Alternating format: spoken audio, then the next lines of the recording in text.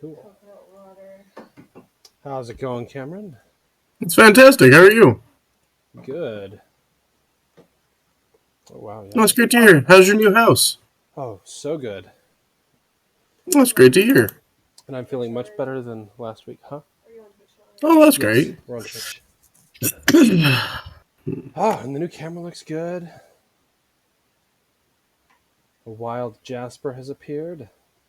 Hey! How are you, beautiful Jasper?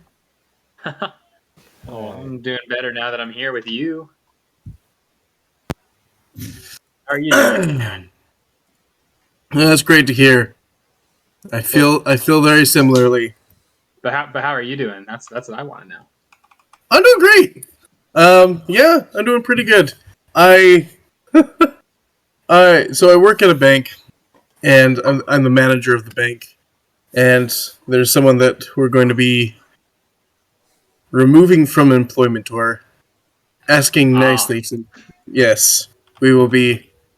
And yeah, it's interesting. Well, No. I know a lot about that. I am in HR, so I can be called the firing manager, if you will. Yes, very familiar.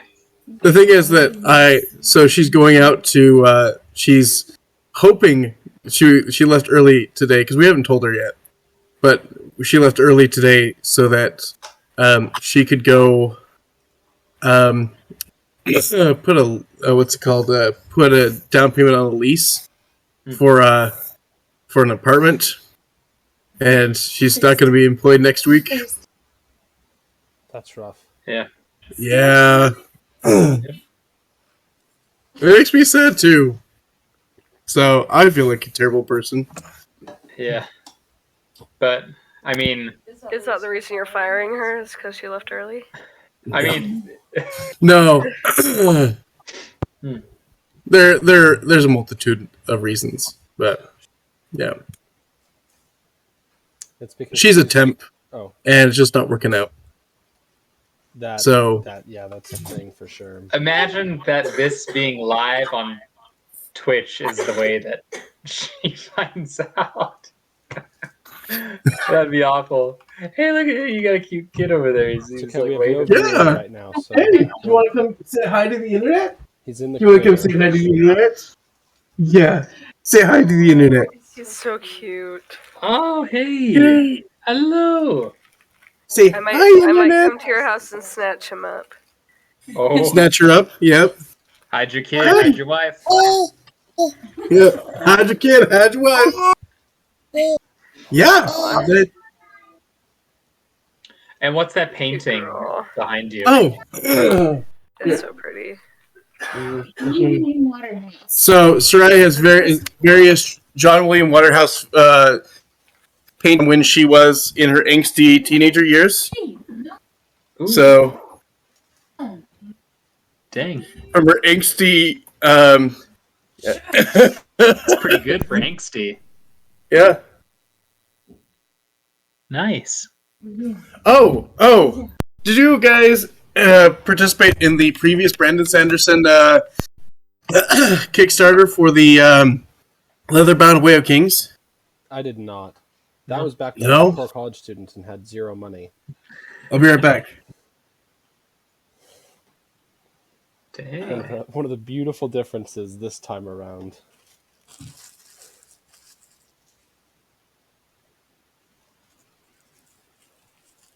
Hello there, Talk Dwarf. Talk Dwarf has appeared. We can't hear you, Gabriel. Am I talk dwarf now? You are. Did you see the audience summary that I put out for you guys to check out, and that I had a mistake in what I did for yours? Whoa, is that 2 copies, Sin? Oh No, they broke it up into 2 volumes because it was just too big of a book. It must have been a Brandon Sanderson novel. Yep. So it is beautiful. yeah, Wow. Oh my gosh. And it has the first Yeah. ideal right there in the front. That's awesome. Life I want Before that Death, so bad. and then What's on that one? oh yeah, Before they're Weekends. pretty. Oh. And, like, that is beyond All the beautiful. illustrations on the inside are full color. Oh. Is that the what is it called? The Open gold it up. leaf pages? Oh. Yeah, Oh my god. Gold Leaf. It's a gorgeous book. That looks like the most beautiful thing I've seen. Man. No offense, babe. That's okay. I It's- understand. I agree. Well worth Oh, geez, $250. allergies. $250. Oh. Yeah, $250. Holy. But I would say worth it. I would. Yeah. I mean, considering a single hardback book is usually running $30 to $40 anyway, you've got Well, 2 of and- them right there in the most high quality that you could ever have a book. It's gorgeous. On top of this, like the creation of it costs $200 to make the book. Gosh. So to make this, it cost them $200 to make. So yeah, gorgeous books. Holy moly. I can make sure. Well, if you die and we're at your funeral and you have no one to leave those to, I just might. You are totally Yeah. welcome to that because my wife doesn't like Brandon Sanderson. Okay. Perfect. All right. By the way, Uh, guys, if you want anything added on the note for your character that I have on the audience summary, let me know. Ooh, where's the audience summary? I actually just linked it in the Twitch chat.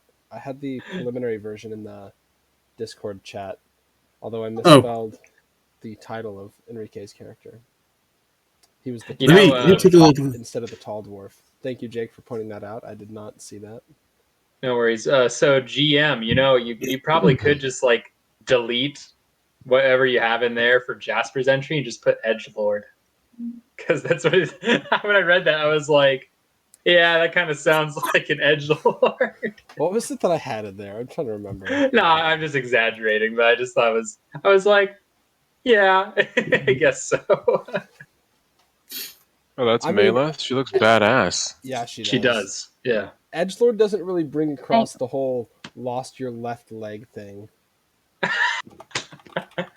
Well, actually, maybe it does. Edgelord Gimp. Yeah. Cool. That's super interesting. I mean, didn't That's cool. Sasuke end up like Effects are losing pretty a limb or cool. something? And I formatted it a lot better now, so it doesn't have the weird spacing of everything. I just have everyone on their own page. I'll probably I really fix up liked the it, format though. later when I have more time. But Also, Jasper, for the I record, think it you're isn't a real what stand-up guy. Sorry. it isn't just what Sin considers to be holy necromancy. It is holy yeah, necromancy. yes, okay? yes. But as the impartial world, I'm not making a judgment on the accuracy of what he's saying. I'm simply saying that this is what he says. Yeah.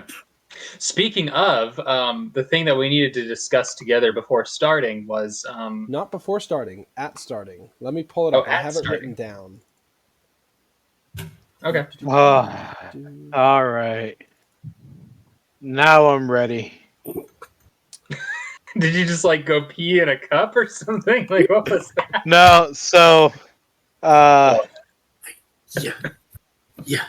I've been playing Halo, and I thought I Halo, could get it's to the checkpoint for the sequence so that I wouldn't have to restart the whole thing. And I just needed like 10 more minutes of gameplay. Are you doing Otherwise, lasso? Huh? Are you doing lasso? No, I'm doing Halo Anniversary. The most sophisticated that's game right. system I have is Xbox 360. So Oh, sorry. When I said lasso, I meant legendary All Skulls On. no, I'm He's not. a masochist. I should. Well, he is a masochist, but that's separate. I'm down for that, Jake. Yeah. Let's go. Let's do it. I'm so down for that. It hurts doing it. It hurts so bad. I'd be okay to do it with It's you fun. guys. You know, We got it. I've been wanting to try it out with a Guitar Hero guitar. I want to see if I can make that work. You should do it with bananas, just like the guy who beat Dark Souls using bananas. What? Really, the guy who beat Dark Souls using a USB steering wheel. Alrighty, so I just realized everyone's here, so we can get started. So Malith. Are we and- streaming? Yes, we are streaming. I started. Oh, we are live. Yeah, I'm trying to start the stream every time at 9 o'clock just so we can be consistent. I don't want anyone on Twitch to be like, "Oh, they're not here," and it's 9:01. Yeah. Okay, so before we begin, we're going to go around just the order that I have for everybody. So it'll be starting with Gabriel and then moving on, and I'll tell you guys. But I want each of you to share something, if appropriate. Well, okay, as appropriate, something that the other characters would know about you, either from your renown or something, if you don't have enough renown to have been known beforehand, something they would have picked up in the last week or so that you've been together. With the exception of Sin, who has not been with you for the last week. So that would be more what they've really okay. What's known about you from your renown, or what they would have picked up with you thus far in your interactions. So, Gabriel, go ahead and start.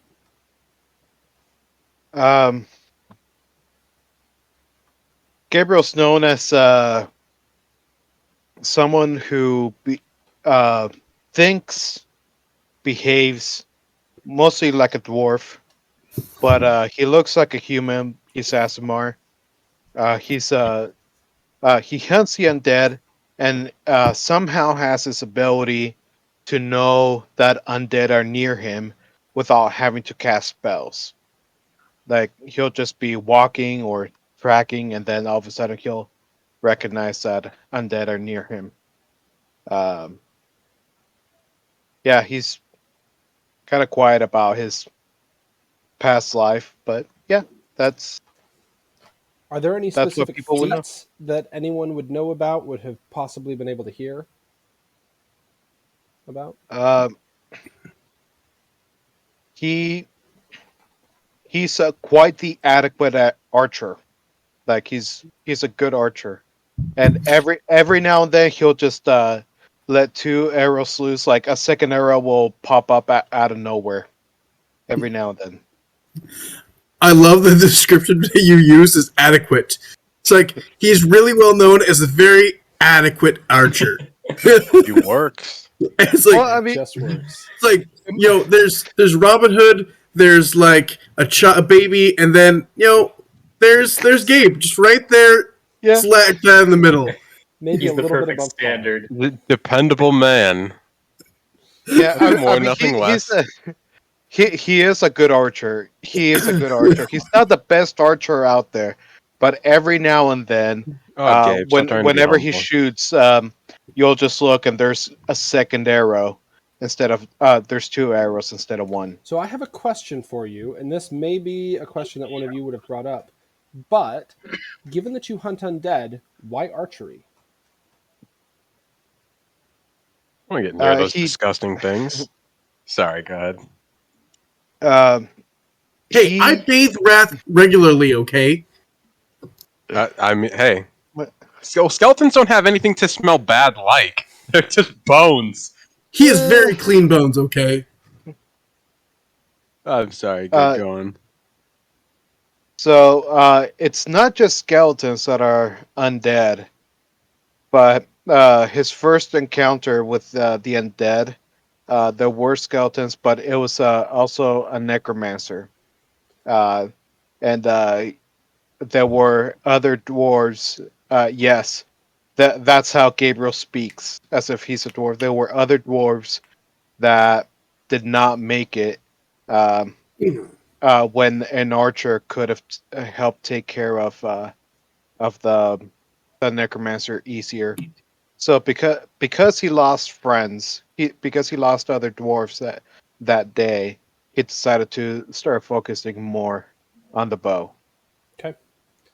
Jasper, what, if anything, would you have been known for before, or what is something that people would have gathered in your time together?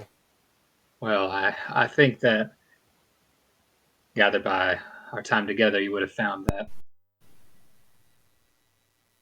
unless your name is Malith, I'm willing to briefly entertain a conversation, but I'm not really here to make friends exactly. I'm here for the mission. I've talked about that time to time. I'm at least as far as I go and state, I'm here to slay undead. That's my bread and water. That's the air I breathe. As for what you know prior to really meeting me, you probably overheard an expedition made by followers of Pharasma, led by myself, actually, similar to how we've been led by Volkelion. But we led this expedition, hunted down a vampire brood, so a vampire with his vampirous wives and their spawn, and we actually took all of them out, minus the vampire himself.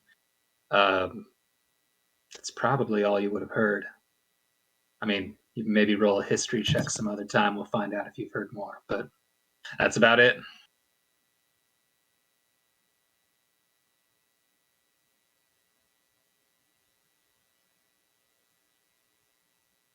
Um, Oh, I there's can't a lot hear of you, Tiger. mute going on.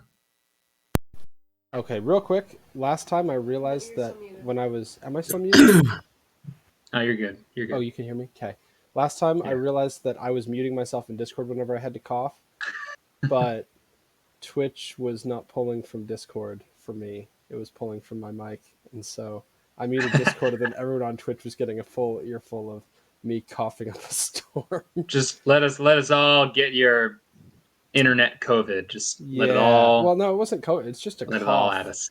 I just got over a generic cold and allergies because we just evacuated the air ducts here, or had them cleaned out, and so it was just bad air for a couple days. But point is last time I killed everyone, and so I'm trying to get in the habit of using my actual microphone mute instead of just Discord. So if I accidentally start talking and I'm not audible, then let me know.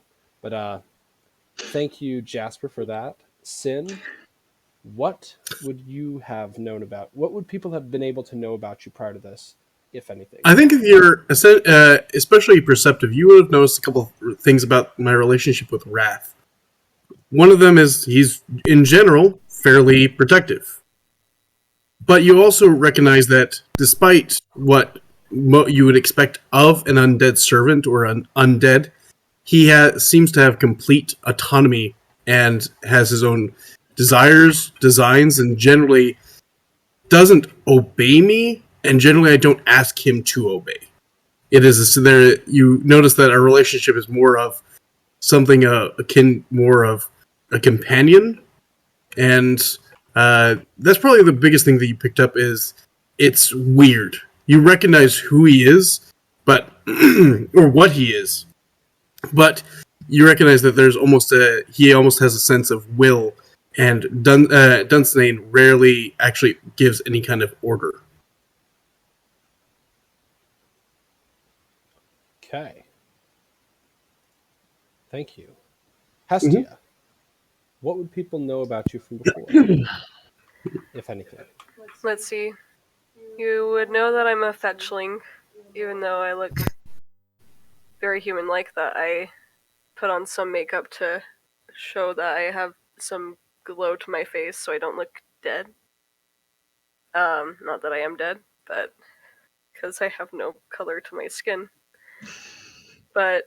And also I kind of meld into the shadows, like it's just hard to see me when it's dark.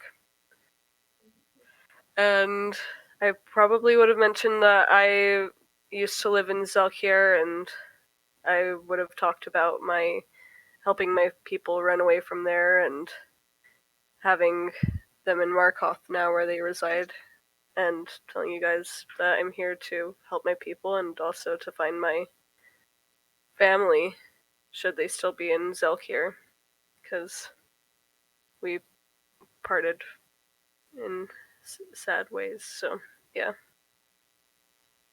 that's what you know. Oh, and that I'm a I'm very glad I good. know that. Yeah, and I'm also a very good at talking with spirits and helping with issues with them, whether they're good spirits, bad spirits, hauntings, zombies. I'm basically a traveling helper of getting rid of dead things. Yeah, that's about it. All right. Thank you, Hestia. And Malith. Hey, so I guess there's a few things. You would have already known that me and Hestia were friends for a few years, and I helped her out with getting rid of some undead or something before. And everyone probably would have noticed I don't have quite the sensitivity to sunlight as other Dampiers. And then one thing that I could see my character talking about at some point is that one of the people who raised her was killed by a ghoul. And that was another thing that solidified her against undead. So one of the first things she did, along with her uncle, was to try to get rid of the ghoul that killed the other person. It was kind of a wrong time, wrong place in a cemetery thing. But that's kind of what got her journey going. So, yeah. All right. And last but not least, Nomad.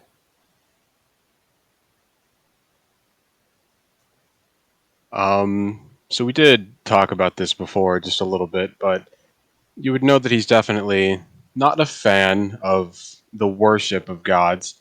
He doesn't really have anything against gods in general, but just that he doesn't. He thinks that worshiping them is pointless. And you would know that he would have talked a little bit about an order that he used to belong to and represent, um, called the Grand Order of Mortalis. And pretty much their philosophy was that people should try to improve themselves, and good should come from within each of us. We should want to do good by our own nature, and not because a god tells us to, or do things because a god says that, yeah, that's right, do that. And the only way we can really improve is by doing that. And he also carries the codex of his order around with him, and like here and there, you might have gotten like a snippet from there, like a cute little like quote that he brings out, and it's like, all right. Um, that, and you would have also noticed he had a bit of an affinity for magic with air. Um, but yeah, as far as background goes, um, I don't know, Taggart, if anyone would want to roll a history check for the order or anything like that, but I myself would not have given much more background than everything I just described. And yeah, that's pretty much it. Hestia is the only one who could Take that possibly roll. make that check. Oh, actually, Malith, you've spent probably a decent amount of time in Zelkir since you knew Hestia, so either of you could make that roll. Okay, I'm going to. It was history. That's History, your roll. Nomad? What? Would it be history? Yeah, I would assume so, or Okay. local, I guess, since it is Yeah, also with a 12, I'm going to recent. say probably not. Oh, local. Haha. Natural 24, Well, so 27. here's the That's thing, beautiful. Gabriel. Have you spent enough time in Zelkir? I don't know. I could have. I'll say I'll We are allow it friends, because so you do have a background with Hestia and she's from it. And with a nat 20, Nomad, I will let you decide what he would get with that. do I also Uh, know? This is something that Gabriel would have picked up on his own. Yeah, but do I also pass the check? You did. What did you roll? 21. It was a knowledge history, not knowledge religion. I know, but I don't have that on there That's in the because skill things. you don't have ranks in it, I believe. Wait, Okay. Nomad. Would there Uh-huh. be any members of that order that are dwarven? Yes.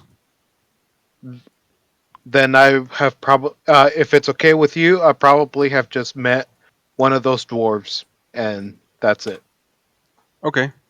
And from what you would have known from him, you would have known him to definitely have been a stand-up guy. He definitely would have been like a decent man, you know, like like just from what you've heard of him, you know, and like generally, um, not like any like specifics, but yeah, that just like he was an alright guy, but that he was also a circle member, which was the high-ranking members of that order. Okay. All right. Okay.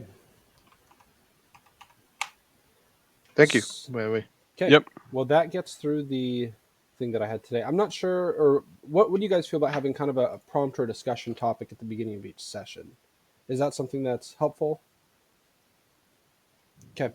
I'll I probably think in the future what I'll do is I'll send a Maybe. message in Discord of just kind of the prompt and what to think about, and then we can have that in character discussion. It can kind of be like your character's fireside discussion if we want, or we can do different things depending on circumstances. But okay. So who wants to give us a quick recap of what happened last time? I think Sin and Jasper, you both have done it already, right? Yeah. All right. Any volunteers? Yeah, I can give the recap. All right. Take us away. So, Jasper was being creepy and snuck into Gabriel's room to steal his amulet, just to help him, though, and then give it back. But then he failed when he tried to give it back, and then Gabriel felt like kissing him, and now, now they're kind of in like a will they, won't they relationships, and that's a great dynamic now. And then that whole thing happened pretty much. They wrestled around a little bit. And So then that was one way. and then we after that we rested. Then we went downstairs. We discussed plans with Vikelian. He decided that he was going to go, I believe, investigate some leads on his own. And he was going to split off from the party. And then we decided that we were going to track down. I think we decided that we would track down the heart of the problem and try to find necromancers that would be nearest to the city. So we're doing that. Vocalian's not with us anymore, and we were scouting. We were on the wall and just like seeing what was out there. We found that there's thousands of undead beyond the city walls. We discovered that they could risk an all-out siege, but it would be iffy at best, their chances at victory. So the city stands in danger, but not immediate danger right now. And we were gonna go find some necromancers. I think that about covers Yeah. everything. Does anyone remember what specifically Vocalion was looking into? Yeah. That dragon that's prophesied to return to bring basically a restoration to the land of Zelkir. Chasing fairy tales when he could be helping us. I swear he's just leaving. He just dips. All right, thanks. Wouldn't You guys surprise clean me. me. Clean up the city, okay? I'll teleport back if you do somehow win, and I can take all the credit. Are you Okay. gonna have all your limbs attached? Oh, Sorry. that wasn't Go ahead. Jasper. No. No, yeah, I know. I'm speaking to Vakelian. Yeah. Oh yeah, I see what you're saying. Okay. Yeah, I guess the other thing is that it's specifically a stalling strategy that the necromancers and their army of undead seem to be taking. And for the undead surrounding the city, is it like all around the city pretty much? Or is it like less dense in some areas, or is it just like There's pretty certain areas where dense? it's less dense. It's concentrated around where all the main entrances are. So there's the east and the west side both have the biggest city gates, and that's where most of the undead are concentrated, is in those areas. Although to the west is where the larger portion of undead are. There's also, some undead scattered throughout the north and the south as well.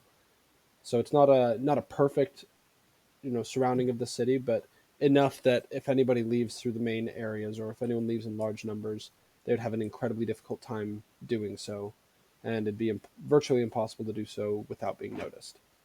So is there any trade or supply that's reaching the city, or No. are they all just using? Okay, so they're trying to starve them out, pretty much. The necromancers. A pretty run of the mill siege. They're blocking any supply lines. Not that there are any supply chains coming into Zelkir at the time, but yeah, it's pretty much cutting off any access to supplies.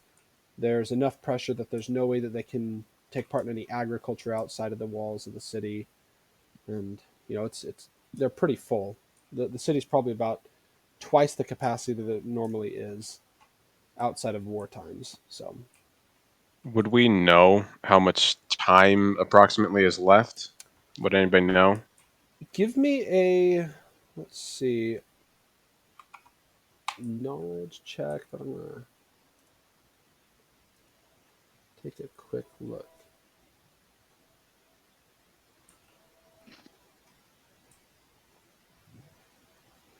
Let's say a knowledge local.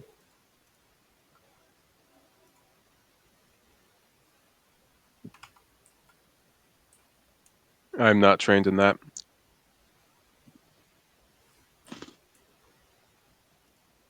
Did I just ask Belvant? You could send word to him, or if you want to go see him directly, then you could. Sorry, I missed what was just happened with a knowledge local check. He's asking how long the city can hold out under these current conditions. Oh, okay. Well, I would also ask my dear comrades if they have any clue as well. If Okay, they I will also notice make that check anything. then. Yeah. No. So if any of you, I don't think any of you have enough large scale experience to be able to determine that just by looking at what you're seeing. So it'd really be if you gathered that from your conversations with people since getting here. Really, Lord Velvant, he did give his opinion, but of how long they could hold out. But Do I you remember guess it what that wasn't was, really too Jasper? specific. Because that is the extent of what you could get from anybody else. He said about 2 weeks, didn't he? It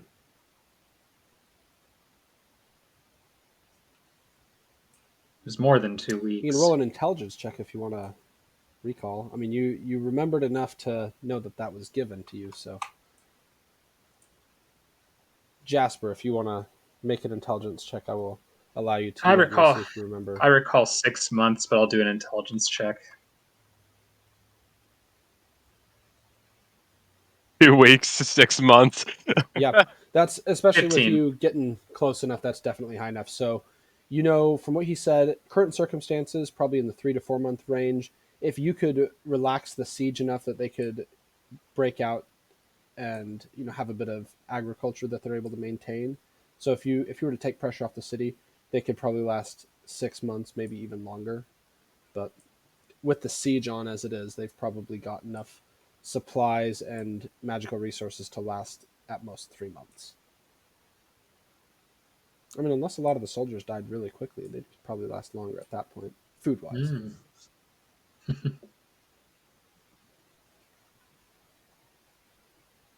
Okay, so last time you also got the locations of some of the frequented spots on the map. I wasn't able to get a map together today, but there was a swamp, a rocky outcrop. Do you remember the other two areas?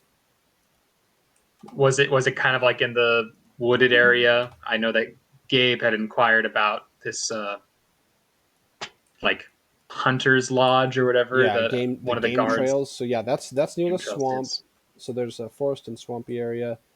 There's a rocky outcrop. There's an old abandoned mine.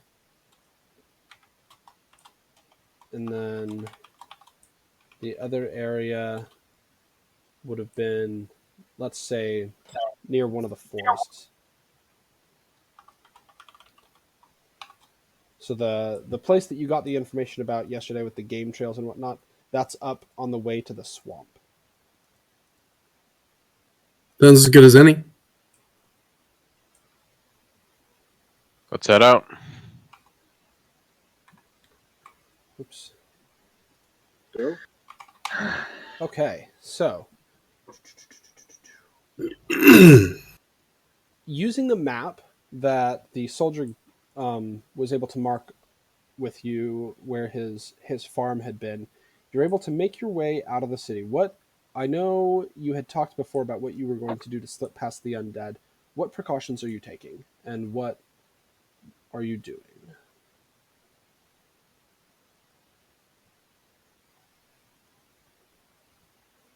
Or are you just gonna try and slip past with mundane means?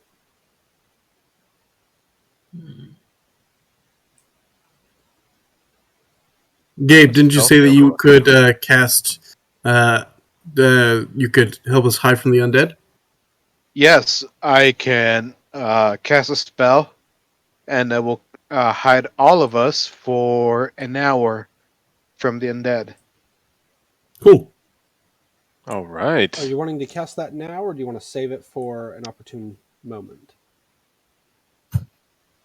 I think we should go out and then after 10 or 15 minutes cast it.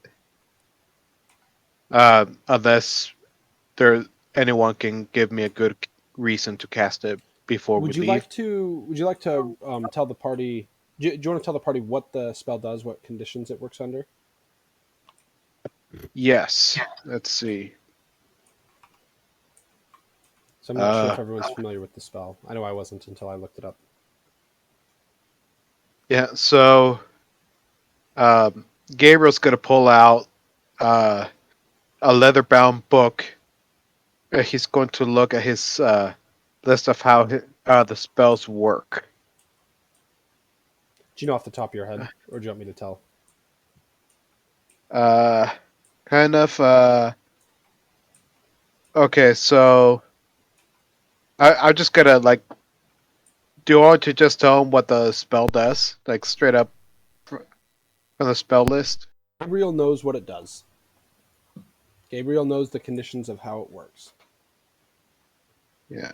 So, however you want to convey that information. Yeah, so I can touch about 5-6 people, and it'll last just about an hour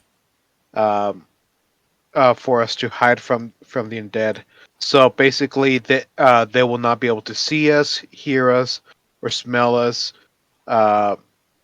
We're basically going to be invisible to them. They're not going to know we're around. However, if it is a very intelligent undead, then they might be able to resist the effects of the spell and be able to either smell us or hear us or maybe even see us. But it does ward us off against some of the grunts. Okay. Don't use it on don't use it on Wrath. I'm pretty sure that he could probably hide. He could disguise himself as an undead. So when we get further away from the city, I'll just have him show his true colors. Yeah. I figured.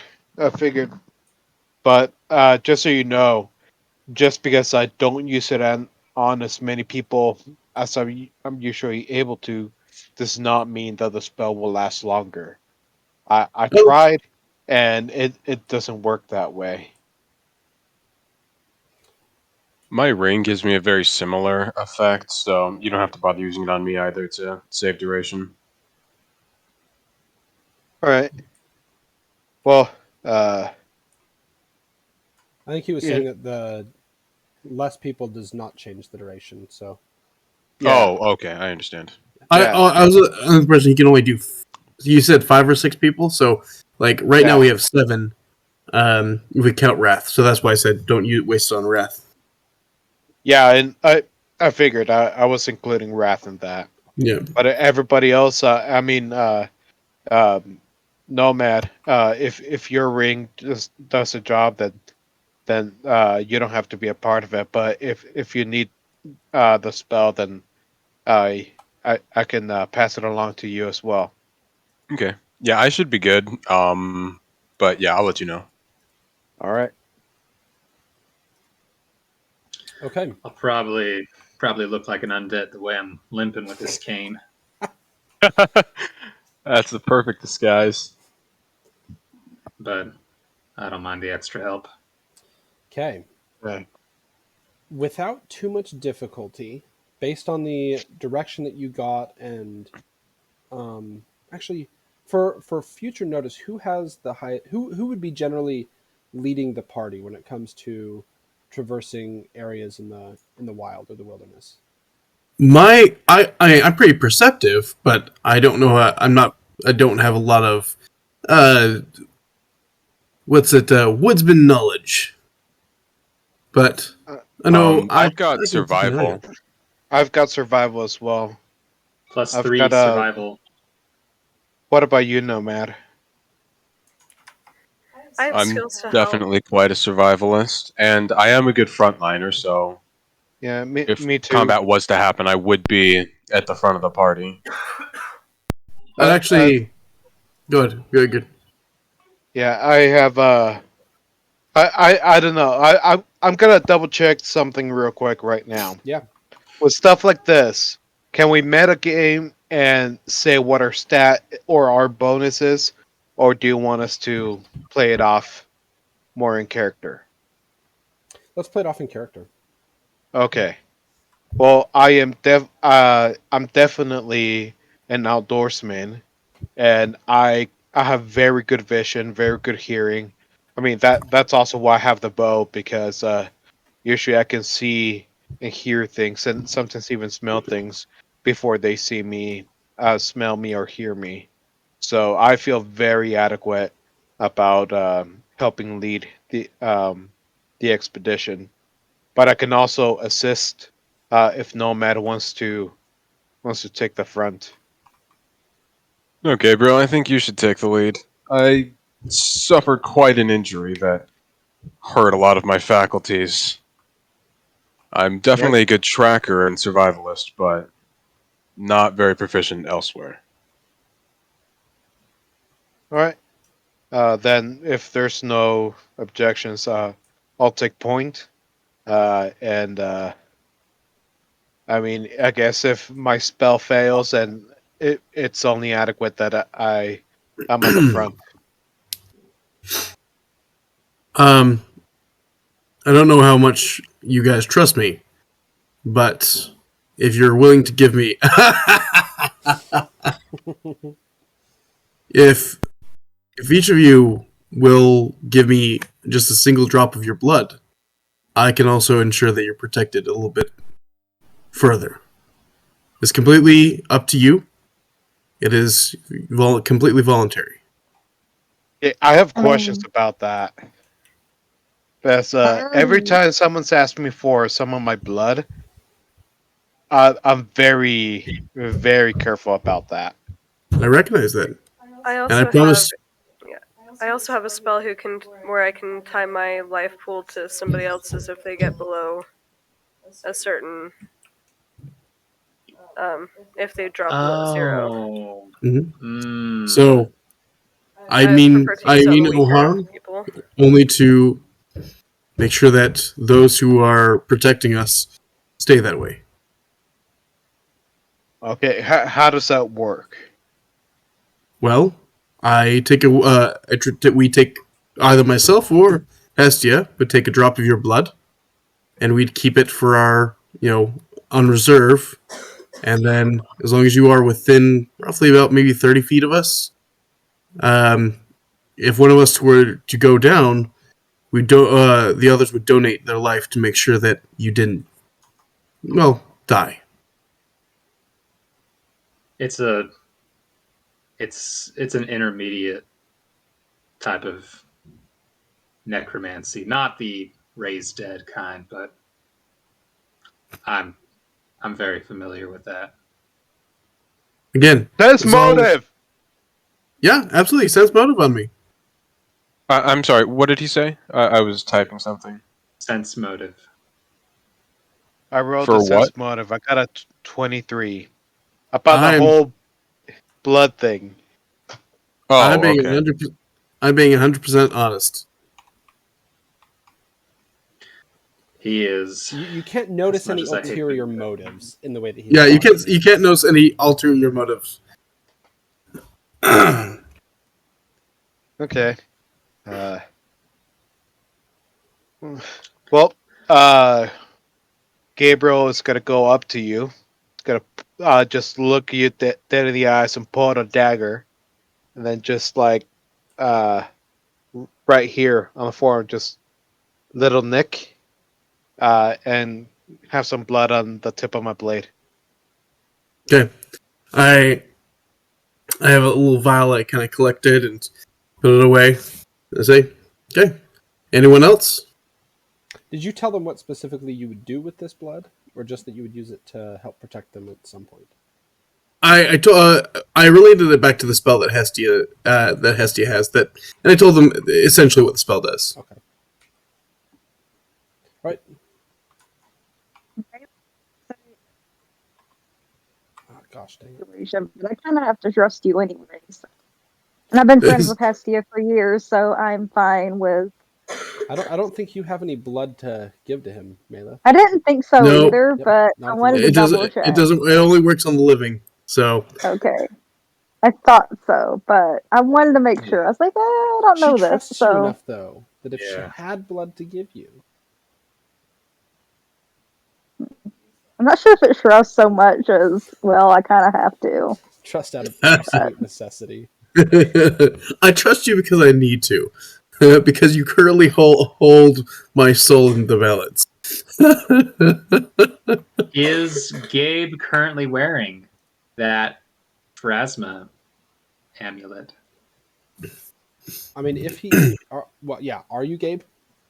Are you wearing your what's it called thing? Your holy symbol. Oh, I'm not. Where did he go? He disappeared. And he's taking points, so I don't know if Yeah. I was like I was ready to get into things, but Abe just passes out. Gabe just gives me blood. No one else gives me any blood. wait, that's why he passed out. He gave you a Hey, little I'll bit of get- blood and then gone. Oh, I'll give you some blood. Okay, I'll also give you some of my blood. Cool.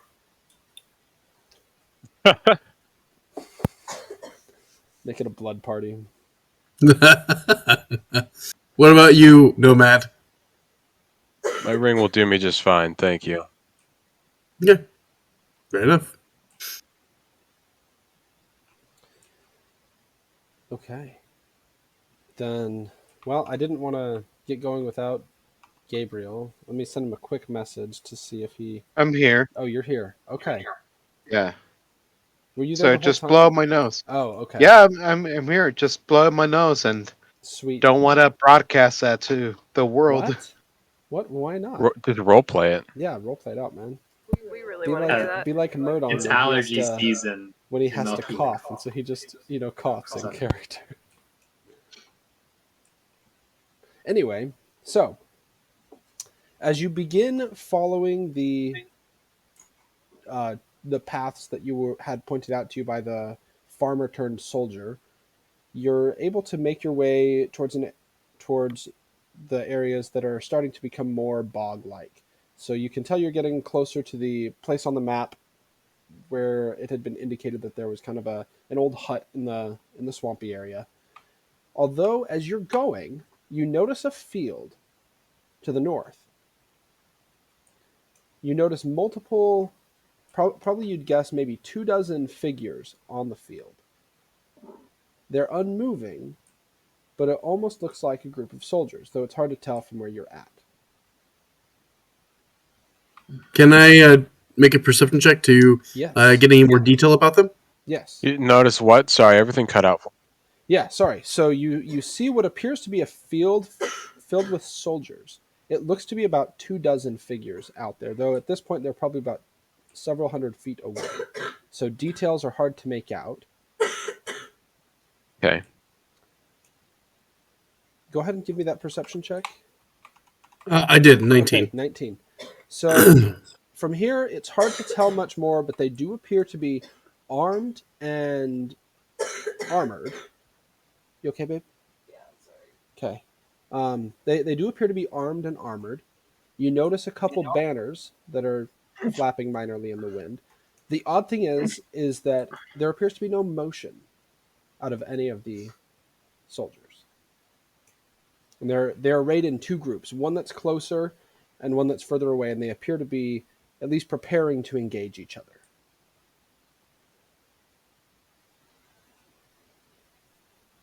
And with that perception check at this distance, that is all that you got.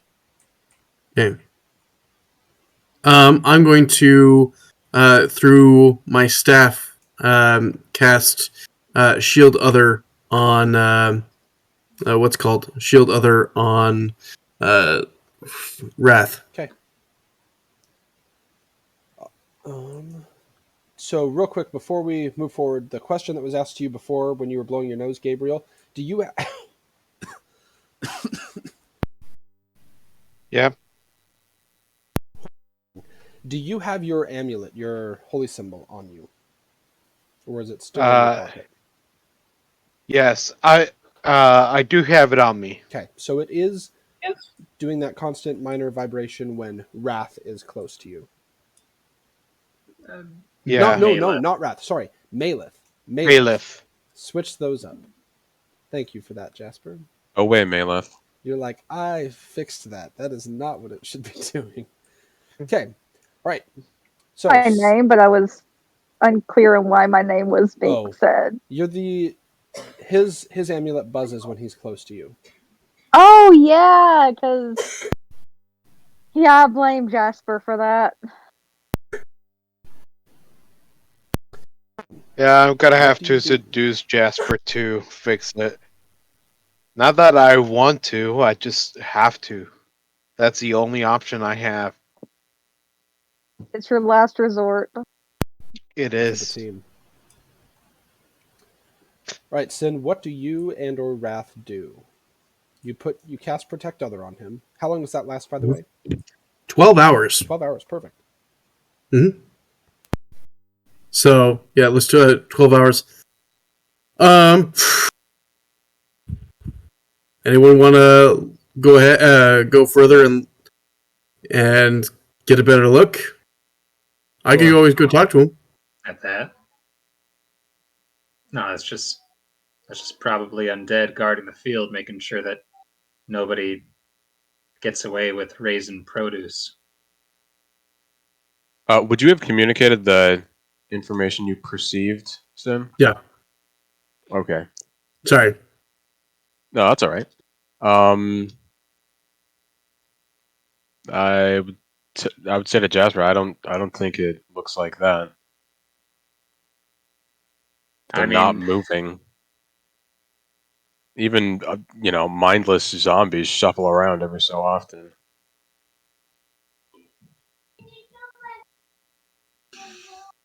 I'm going to. Look.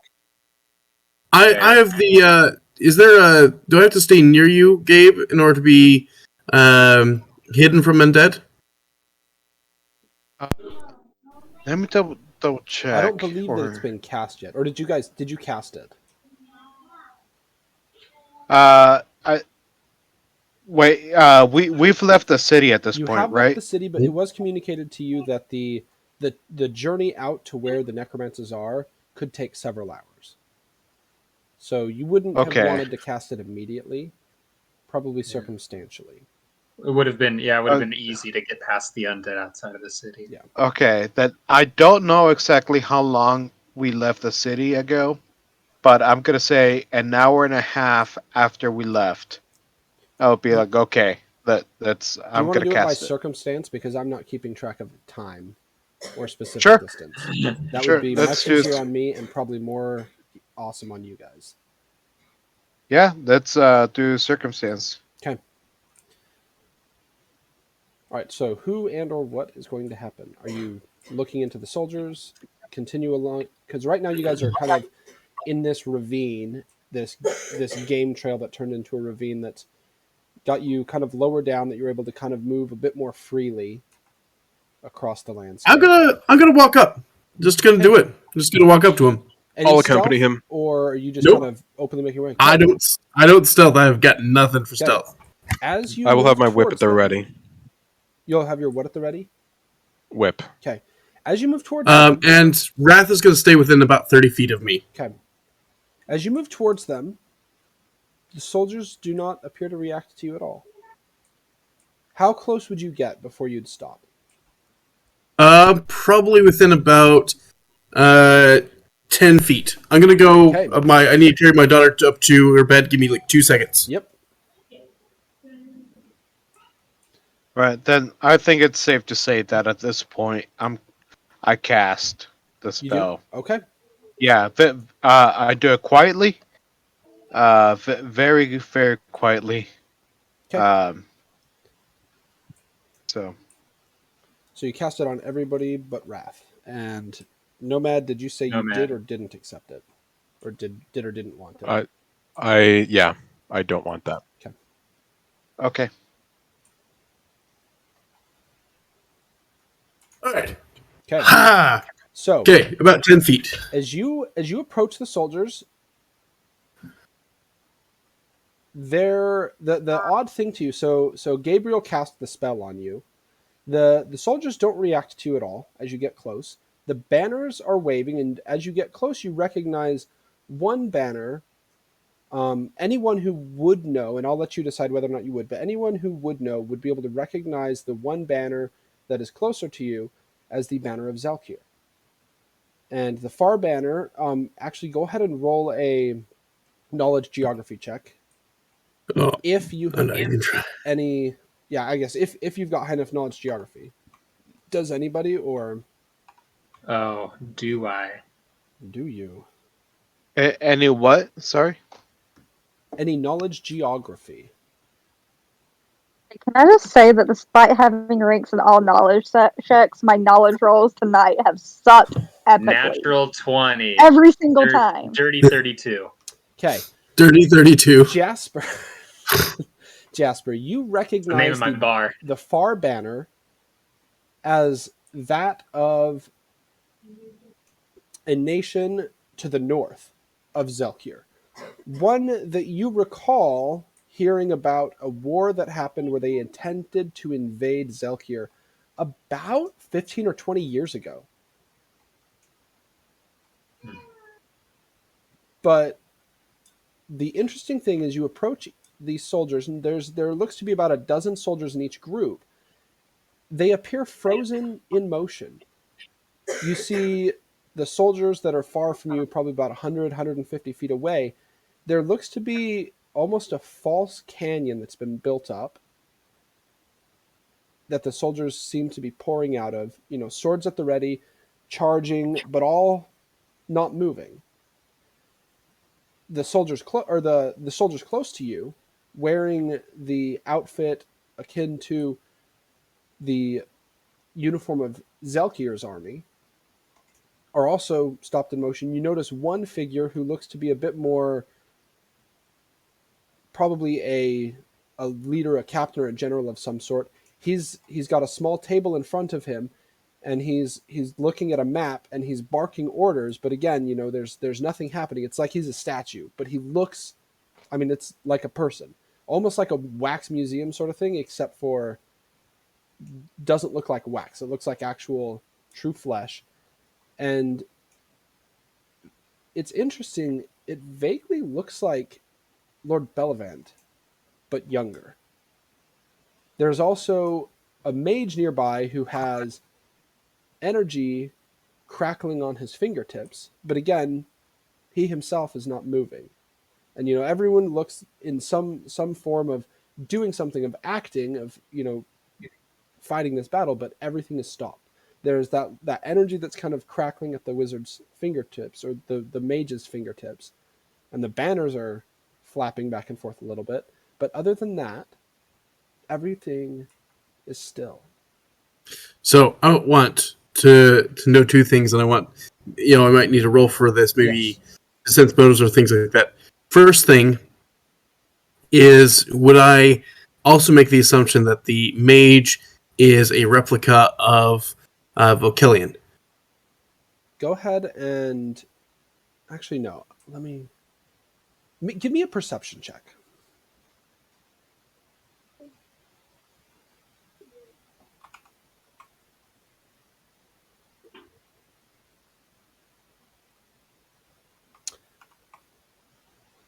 You can tell as you're looking at it that it is not.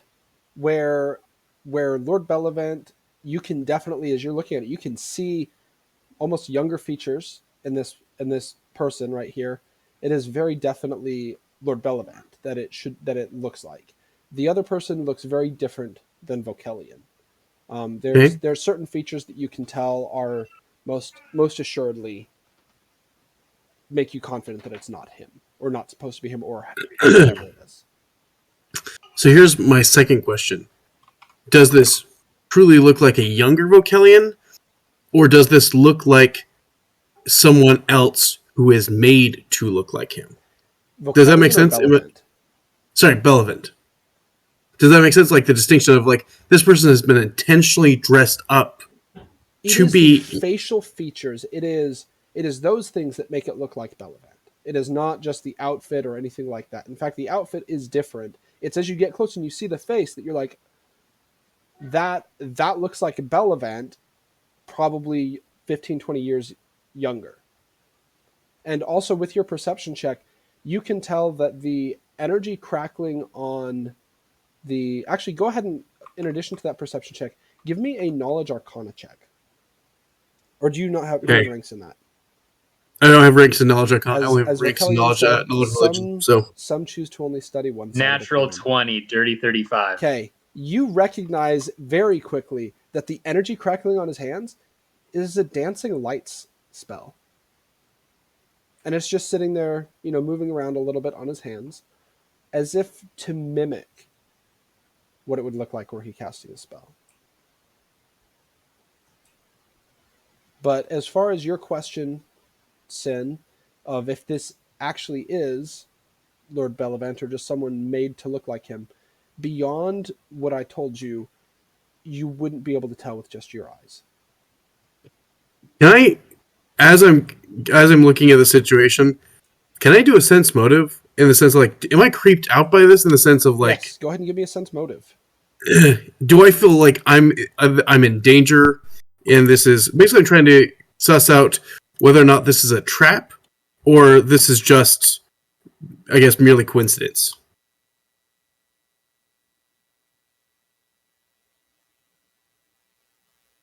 I have something I want to do after he's done. Yeah. So with that, you don't feel particularly in danger. You do notice that none of the people are breathing. But again, they're frozen in motion. So it's not like they're just standing still. They're in poses that, were they to be mannequins, for example, you would expect there to be, stands holding up their arms or something to keep things there. Hestia, what do you have? I want to use my skill of just being able to see what status they are. Right. You do not detect life in any of them. Do they feel like they're undead? Like, is your life sense thing able to detect if they're undead? They are all undead. Ooh. They're undead, my friends. But is there any way to tell what kind of undead they are? The detect undead spell could. Yes. Okay. Well,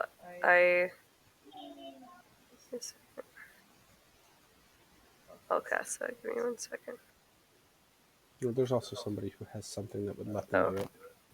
Well, I have eerie Detect sense, undead and I too. can just do that as well. I know. I'm just saying someone has an sorry. item. But you can do it. You can do it. Yeah, it's just my feet. I know. Yeah. Yep. So what kind of undead? Give me 1 second. I need to check something.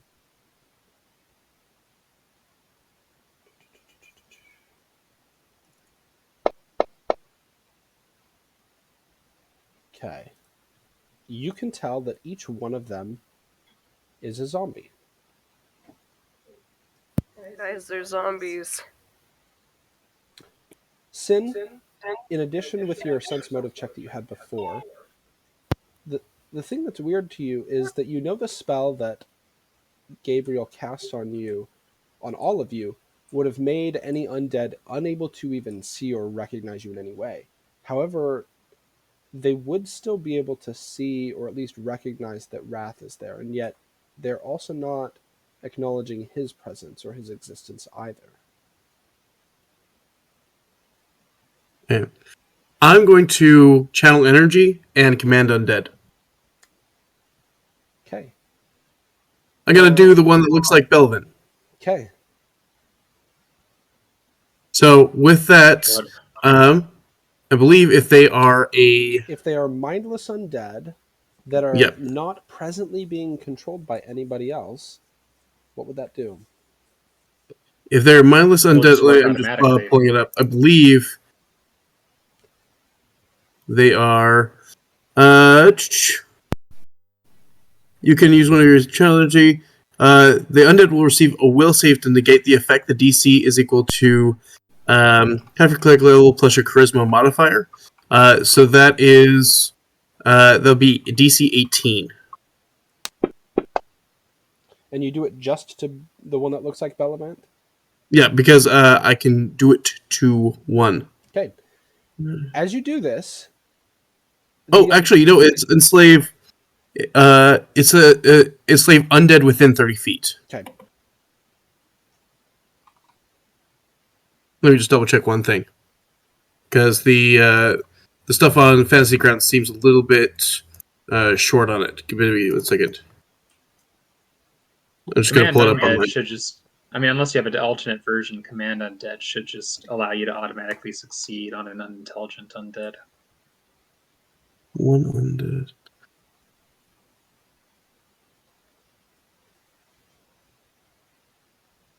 As standard action, you channel negative energy to a slave undead within 30 feet. Undead receive a will save to negate the effect. Undead that fail the save against your control obey your commands to the best of their ability, as if under the effects of control undead. Intelligent undead receive a new saving throw each day to resist the command. If they are not intelligent undead, then they are basically under my command until I release them from that command. Okay. And it is a singular. It is up to 2 hit dice of undead per level. So that would be 12 hit dice of undead. And does it start with the weaker undead? Or Or do you get to choose? up to 2 hit dice. No, it just says up to 2 hit dice of undead, no 2 of which can be more than 30 feet apart. Okay. If I recall properly... Yeah, okay, anyway, yeah. Okay, so... all of the zombies nearby kind of slump. They drop the motions that they're in. The wizard, his hand falls away, and the dancing lights still pretty much sticks to his hand. But the rest of the undead, they kind of just slump. And you can tell that they are... It's not a connection to you the same way that you have with Wrath, but or with Myleth, but just in general, they just... I get the sense that I can command them now. Yes. Okay. What are you doing? I'm making friends. You're tampering with. You're lucky this didn't turn out worse. I'm going to reach into my pack and pull out some paper and start scribbling on the paper and giving them each names. Okay. How many of them? So up to 12 hit dice. How many of them? A dozen. Okay, Actually, wait, perfect. no, hold on. That's right. That would be if they were all one hit dice. Actually, so I think you get about 9 of them. 9. Okay, perfect. All right, I'm gonna make names for all of them, While he and does then that, I'm going to have them follow me. Jasper wants to talk to Hestia. Present and accounted for.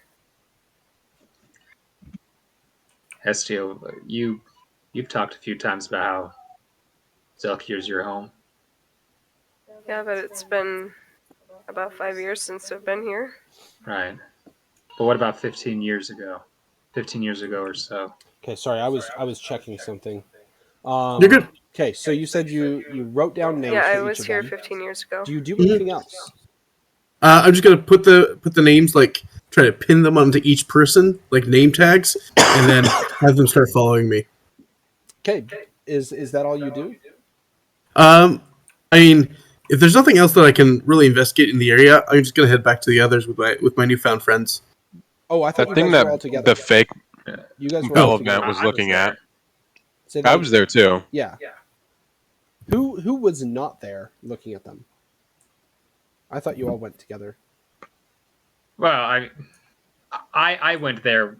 I assumed I went there when I decided to make checks. It's like Yes. nothing was happening with them there, so I Yeah. just Okay. I went. Either way, so you leave there's 3 left in that camp, and then there's the dozen left a bit further to the north. Do you do anything else? I was talking to Hestia, Okay. What do you have, Jasper? so I guess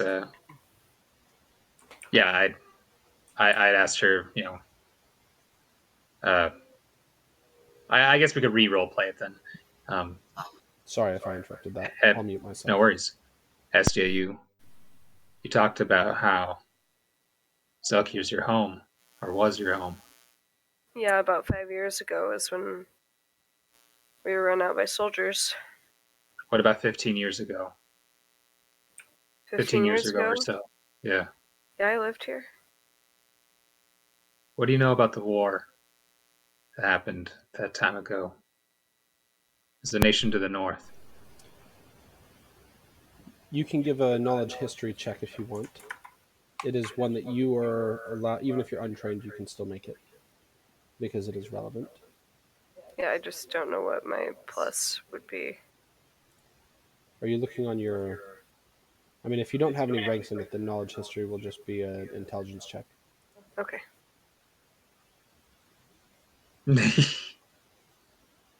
Okay. Ah, So here is what you know, Hestia. ABBA names? You're just giving him ABBA names.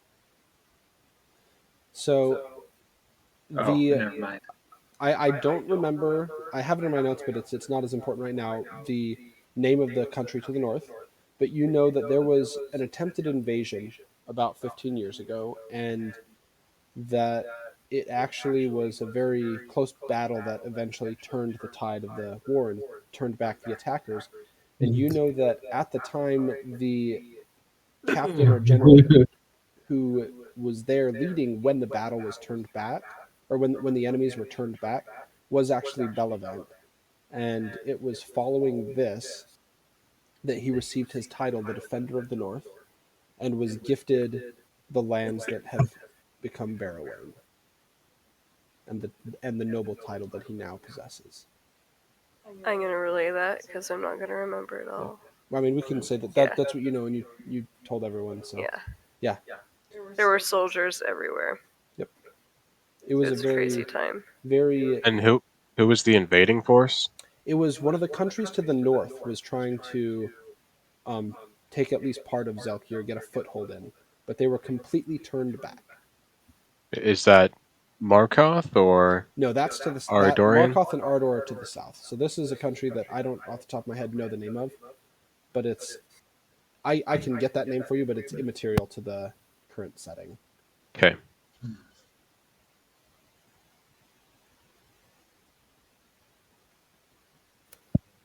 Well, it seems that old Gregory's got quite the resume. He definitely helped. I don't know what we would have done without him. Yeah, and it's something that you had forgotten about until just recently. You're surprised you didn't remember when you met Lord Bellevant that, oh, that's that Lord Bellevant. Yeah, it's kind of been a while. Yeah, but seeing this situation, having the question brought up, you're like, bing, that's right. It's interesting seeing a land so torn and plagued and ravaged, such as Zelkir. Oh, also, Hestia, were you close enough to see the soldiers where they were at, just barely? Yeah. So now that you're thinking about it, as you're looking at the thing, you can tell that this was likely a recreation of some sort of that last battle. Oh. Wow, it kind of looks like that last battle. Woohoo. Can I Say it like you've get a seen it sense? before. Would I be able to gather why? Is there any clues of either the, is this a mockery? Is this a, I'll is give this you an this just adulation? because of the checks that you made previously. And by the way, Gabriel probably would have told you this. If you touch any of the undead, or if you touch any undead while under the effects of the spell, oh, wait, hold on. I just realized Wrath isn't able to perceive you right now, except through your bond with him. But if you touch any undead, it dispels the spell for everybody. Okay, So good I'm to- not sure if you would have taken that into account when trying to pin the things to the undead. Or actually, we can say that touching their clothing would have been fine in these circumstances. If you were, Or Because it's paper on clothing, so perhaps it flies, I'll allow it this time for the sake of you Okay. giving them names. it was more for flavor. Okay, yeah, that's fine. So as you're looking at this, the best way that you can describe what you're seeing is a museum recreation. There doesn't seem to be any disrespect or mockery in the way that this was set up. It almost, I mean, especially after what Hestia is describing, it almost looks like it is an homage or a depiction of that last fight of Lord Bellevant preparing for his final victory against the invaders. Well, you did one thing wrong, Sin. You defiled a documented piece of history. Well, but hey, I made friends. This is I guess that's Crapper. that. This is Lou. This is John. This is Toilet. This is WC. It's short for water closet. Right, Crapper was one of them. Yep, they're all in the chat. Just don't let Lord Bellevant Wow. see his brother, or he might kill you, I'm guessing. Oh no, that's okay. We'll pick up some cloaks on the way home, and then no one will know the why. No one will be the wiser. I think we should show Bellevant. Hey, now you're Now I'm thinking. getting ahead of myself. Yeah, See, we all I'm know preserving you have to be evidence. So, given the circumstances, because we're new, and also especially because I know Jasper, you're very new to playing arcane spellcasters, would you have detected magic on any of them? I do have that. So It is a I sixth actually level also spell. have detect It is a magic. 0 level you spell. know, I bothered using detect magic, so I don't have access to my whatchamacallit, that my undead slaying cantrip. So yeah, you know what? I'm gonna freaking use it. What did you I'm gonna grab? detect magic. Whatever. Okay. Yeah, detect magic. So go ahead and give me a spellcraft check. To answer your question, there's 2 cantrips I always have to take. Oh, So Is that arcane only, or divine spellcasters get that? No, I can cast. Divine I can cast can get it as detect well. magic too. I just forgot. I had detect magic as well. Oh, okay, cool. 20. Okay. So, as you're looking at this, you take a minute or two to kind of study them. You can tell each of these undead have some sort of permanency with the dancing lights on the mage, with gentle repose as well, the thing that preserves them from rotting, and the one that looks like Lord Bellevant, only younger, has, at least recently, you can tell that sculpt corpse was used on it to make it look like Lord Bellevant.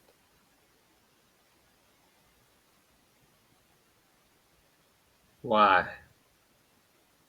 What is the point other than being a real enthusiast? Now, these your spells, would I nation's know that they're history. temporary? They normally are, with the exception, I believe, of, and I'd have to double check, but I believe Sculpt Sculpt Corpse Corpse. is not temporary. The rest are. Correct. However, they've been made permanent. Okay, so they've been made. Through the So this didn't permanence happen spell. recently. They've been made permanent. Whether it happened recently or not, you can't tell. This Because- is real interesting. A lot of money. Sin just destroyed right there all those permanent spells. Well, not This- necessarily. The what he took control was, I mean, so what you guys can tell is that based on you having taken control of them and what you'd observed, it's almost as if someone put all this effort and resources into causing them to be preserved, and then gave them their command of take this position and hold it, and then left them there unbound, uncontrolled, just with their orders, where normally a skeleton or a zombie might be ordered to guard an area or attack intruders on site. These were ordered to hold this position, hold this pose.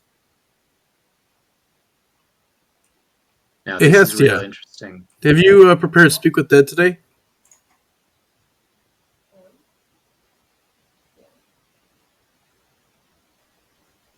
Hestia? Yes, I have. Why don't we crack open one of these people, find out what's inside their head? Okay. Well, wait, We only hold get on. one question. No, wait. Will that interrupt this magic that we currently, this protective magic that we currently have over us? to I not can be dispel noticed? magic as well. You can do it without touching them, I believe. Do you want to verify? I'm just double checking right now. Yeah, verify for the spell if Speak with Dead requires you to touch Um, the corpse. Range is 10 feet, Okay, so so you do don't not need to have touch it. Which corpse do we want to do it? Let's do Belvin. He might have the most interesting story to tell. Okay, and Alright. then does someone want to double check how many questions you get with Speak with Dead? When I we will. used it on Maleth, that was a special circumstance, and so I Yeah, didn't really. I know for me I only get one Really? that I know It of. says, one creature, you ask one question per 2 caster levels. 3 questions. I get more than one. Okay, And then if the corpse was a different alignment than yours, it gets a will save to resist the spell as if it were alive. If successful, this corpse can refuse to answer the question or attempt to deceive you. Otherwise, it has to tell the truth. okay. But it can only speak what it knew in life. Hestia, Yeah. you cast the spell on the Lord Bellevant.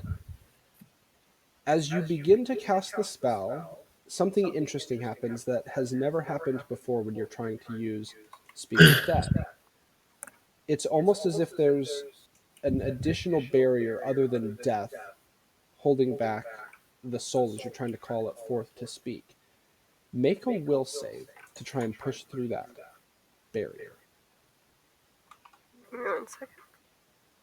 Before she does, can I see that she might be having some like? Can Make I? a Would I? spellcraft check. Ooh, that's gonna be terrible. Don't worry, I got a good will save. Yes. So you push through, and for a moment it's there, but almost as if you're pushing through a small plastic film. It just tears apart, and you reach through, and you're able to kind of metaphysically reach in and grab the soul, but something feels off as you pull that forward, and this figure of Bellevant gasps and comes to for a moment. go ahead and ask your question. Zzz. So before I ask him anything, I'm gonna go where he can't hear, and I'm gonna say, I think we should ask him where his soul is being kept. I'll give you guys the Or opportunity by to who? decide before she casts the spell, technically, what questions you wish to ask. Okay. And if you want to change those based on what you know, then go ahead. But actually, I I'm would going to go get a want drink. to know. Talk amongst yourselves to decide what questions you want to ask, and when I come back, we'll ask them. One thought is either how or where you died. That might be a good one. Or, anyone else have any ideas? What about you, Malith or May? What do you think? I would focus on the how they died, just How they died. because, or maybe by whom, just because that seems to be the most useful for what could be relevant to us now. Fair enough. Or who placed them here. Right, Why? yeah. If they would know that, or just who they were in general, I think would be useful. Just to know, like, why they would be put in a situation like that. Maybe. So who they were in general? And how they died. Okay, who were you? How did you die? And I would like to ask where his soul's being kept at the moment. Zombies should be able to know that, right? Maybe. Okay. So I'm gonna cast a spell and say, who were you when you were alive? Wait, do we need to know that? Or I'll give you one more chance to decide specifically what you're going to ask, and then from there, whatever questions you direct to me or what you're asking him. Because what about like asking who brought them back and where are they? Right. Yeah, we that wanna might be more solve relevant. This mystery here. okay. The one before Yeah. us. So how did you die? Who brought you Okay, back? one at a time. So Where how is did the you die? person? I was killed when undead attacked the city that I was in. I fled with my family to reach the hills, but after a few weeks they found us there and killed me and my family. We were not able to escape. Who brought you back? I do not know who brought me back, but when I was brought back, I felt myself pulled and then consumed. Do you have any information on this person who did this to you? Who brought you back? Any at all? Give me a moment. Let me think.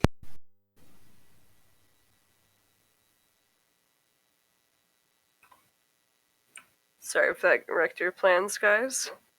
No, it's fine. You're the one who wanted to know Alright, about the location of his soul.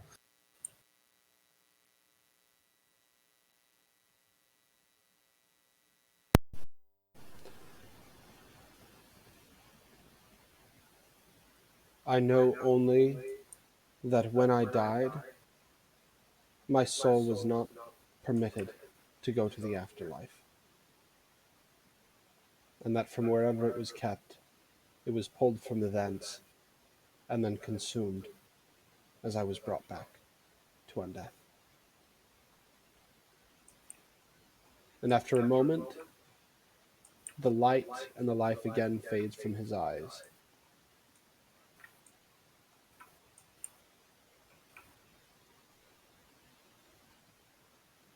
So All right, come on, Crapper. Let's go find some more undead to kill, or more friends. Oh Would boy, all here we have go. heard that conversation with Hestia I, and this. I would believe that all of you were in range to hear that conversation. By the way, Cameron, someone on Twitch says they like your character, the philosophy about undead, and also the Stargate reference. That's funny. Jasper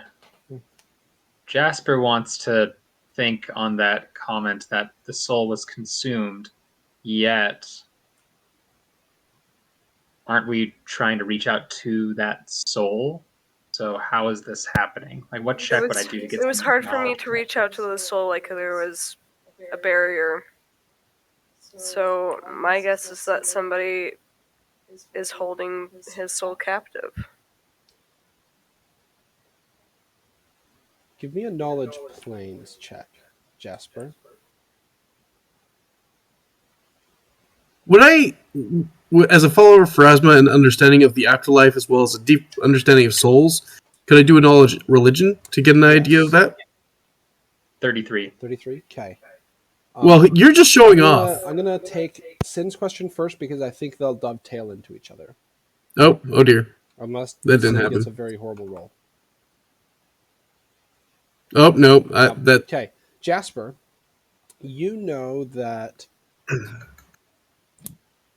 based on the description from Hestia and based on what the soul from the zombie said, it sounds not as if the soul was consumed in a way to destroy it, but almost as if it was consumed in a way that it's being used, or it's the energy that the soul is and provides was consumed, if that makes sense. Almost as if it's being used as like a yeah. So in response to what Hestia says, Jasper replies, "It's that sure corruption of being raised. Tarnished soul, probably to never be the same again."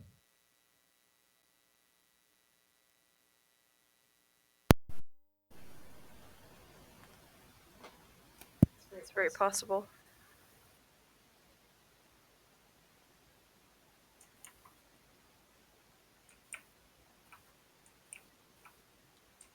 Souls are fragile things. Very delicate. I would disagree wholly. Me as well. I'd say that Soul is souls the are strongest part of anyone. absolutely. I'd say that something may be tarnished, but there isn't anything that can stop it from becoming clean again.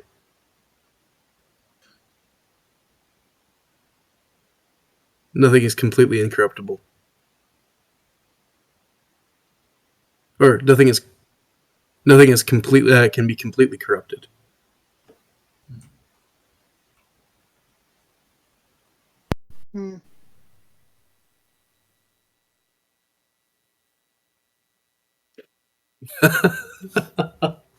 Oh, I love that Nomad and I are on like the same wavelength. It makes me so happy.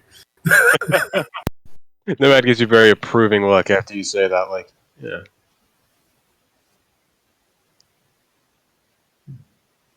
Well, I think we have a bit of a walk ahead of us still. I don't think there's anything else we can do for him. I agree. I am going to look for tracks to see if there has been a humanoid creature or someone on a mount that was with this group of undead and then went off on their own or Give me in a small survival group. check.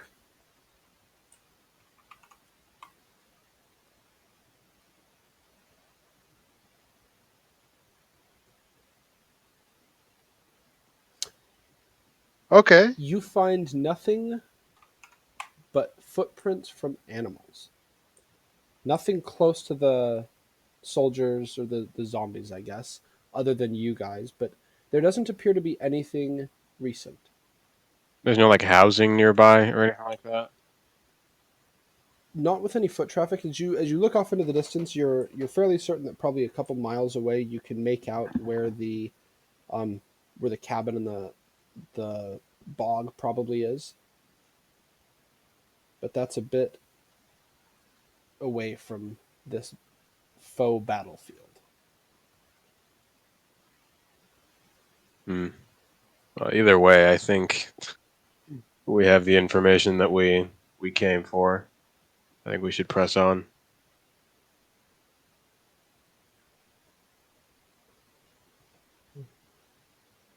Okay. Yeah. Where to next? Gabriel, you were taking point previously at least. Yeah. Well, you said that I saw animal tracks. Just Is there normal expected animal direction? tracks. Just into the ravine, Oh. following the game trails in the area. Just places they're getting food, but staying away from where the soldiers were at.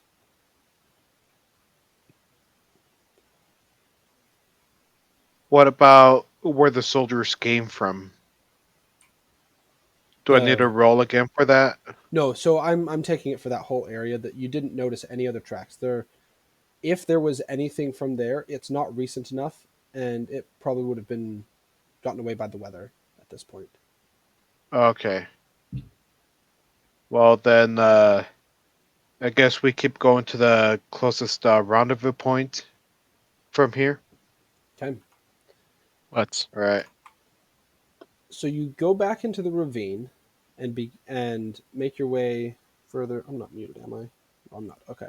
No. You get back into the ravine and you start making your way towards where the bog is. As the ravine kind of shallows out and you spill out, go ahead and give me a stealth check. Gabriel, since you're leading, I'm just going to have you do a stealth check. And I'm going to count it for the group. Can I give him guidance? Yes, you can give him guidance. Nah. No, me first. Nomad, you started making noise first. I'll say you gave him guidance. Plus, you're up near the front line. Could we all give him guidance at the same time? They do not stack. All of us give it. You can I'm all the give oldest in the group. Can I give him some good old elderly guidance? for a good old We're cumulative. like tripping over each other trying to cast it on him first. What's a bonus for guidance? +1. +1. +1. Okay, so that's a 25. Okay. All of me and my posse are in the back. Oh, quick question about his posse. Yes. Are they all armed? Yes, they all have arms and armor. Okay. They are equipped like a typical soldier would. Like nothing special. You do notice that even Bellavant's zombie isn't armed any different. Like his clothing is a bit more ornate, but not too much so. And you can tell that the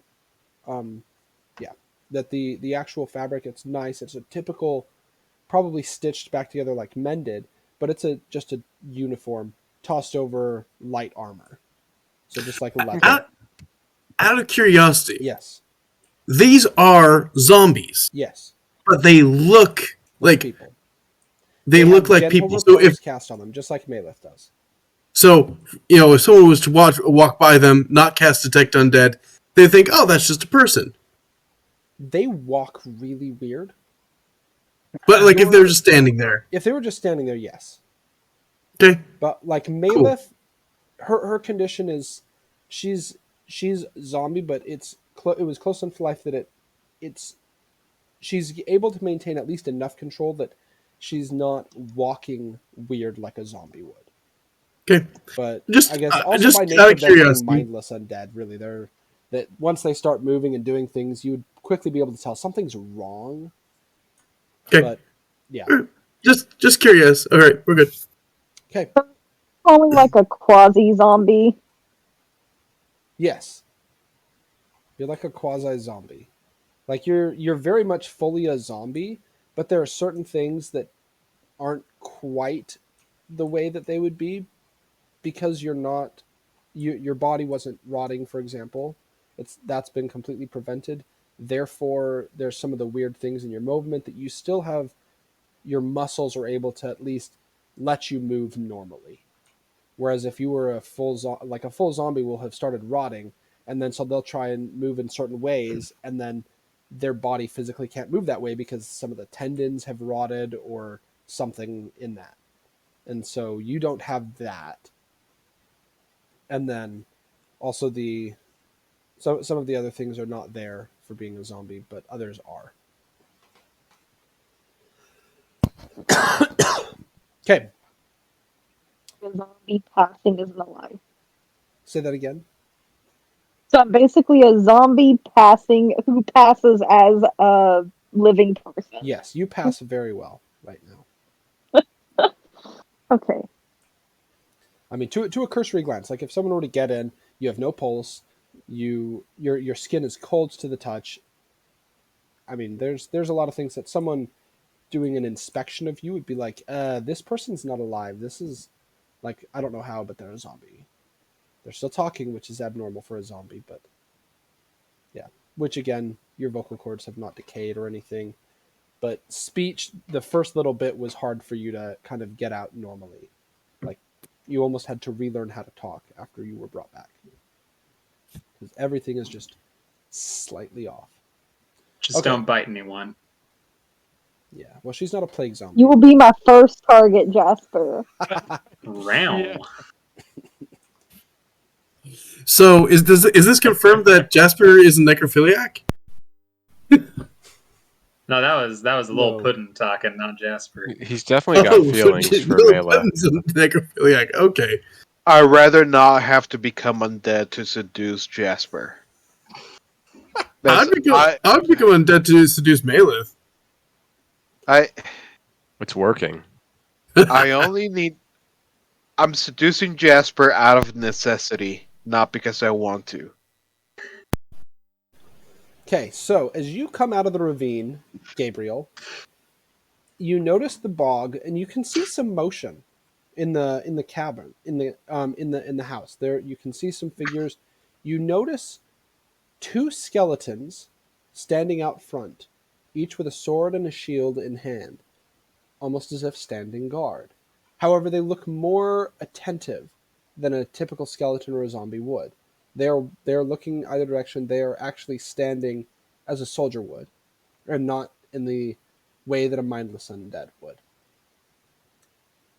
And you can Okay. see within the cabin. It's kind of a big cabin, but you can see light from what appears to be a candle flickering in the back, and it is decently well. It seems to be decently well lit, though you can't see anything other than shadows. But there are a number of shadows, and yeah.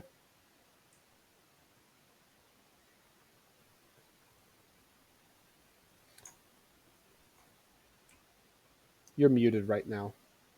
Oh, sorry.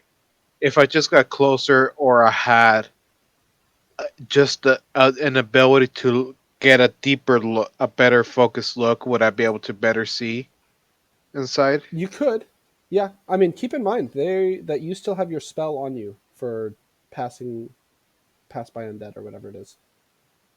Yeah, but I don't know what's inside, and I don't know no, that's true. if I go down there, they're gonna be able to see me.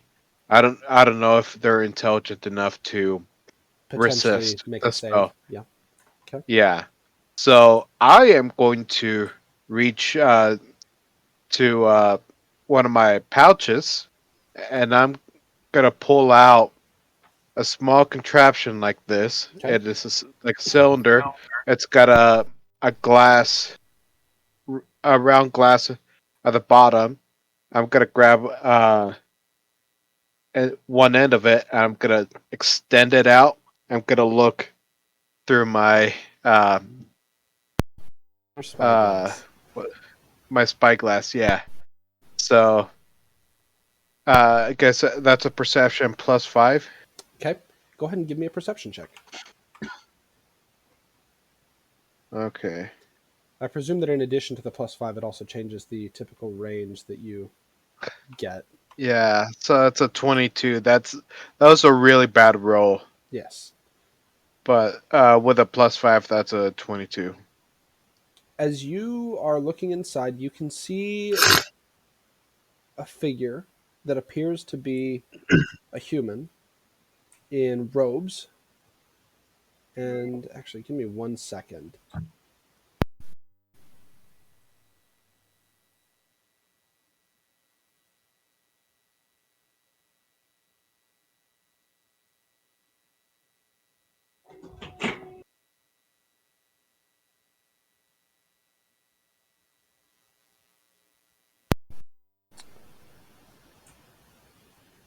Parley, real quick, side note, I just sent you a message on Discord, so if you could check that and respond to that. So, Can you guys hear me? yes, we can. Yeah. Okay. Yeah. Sorry. Yeah, it keeps locking up for me. Can you say that again, please? I'm sorry. I just sent you a message on Discord, so if you could check that. Enrique, Okay. as you are looking in, you can see this human. He's dressed in robes, and he appears to be amicably chatting with someone. And periodically, a figure will pass in front of him that looks like a skeleton, a large skeleton, very much like Wrath, with a greatsword on his back. And you can't hear anything from here, but they do appear to be chatting. Periodically, you can kind of see the man talking, and you can you see his mouth moving and all that. But other than Okay. that's what I you're able to would've- see. Is there any way that I can try and read his lips? I'm gonna say no. Okay. Okay. Didn't hurt to ask. No, you're good. You're good. Based on the circumstances, like you're far enough away. I mean, you're still like 150 feet away, so you can see that he's talking because of the spyglass. You can get that level of definition, but not enough to make out what he's saying. If you want to make out with him, you Okay. have to be a lot closer. I mean, sorry, if you want to make out what he's saying, you have to be a lot closer. Yeah. We know what you mean. I don't want to make out with anybody that's in the game right now. There's just one surprising. person I have to, but You don't want to. yeah, I And don't it's want not to. whoever's in this house. Like make out what Yeah. they look like, or Yes. okay. Yeah. No, so I relate that to everybody. There's two skeletons that are standing guard outside of a house. They look attentive, like they're alive almost, like they're conscious. I saw two people in there. A robed man. I couldn't tell if he was a zombie or not, but I saw a robed man and a large skeleton with a greatsword on their back. What's the man And doing? they're conversing and pacing.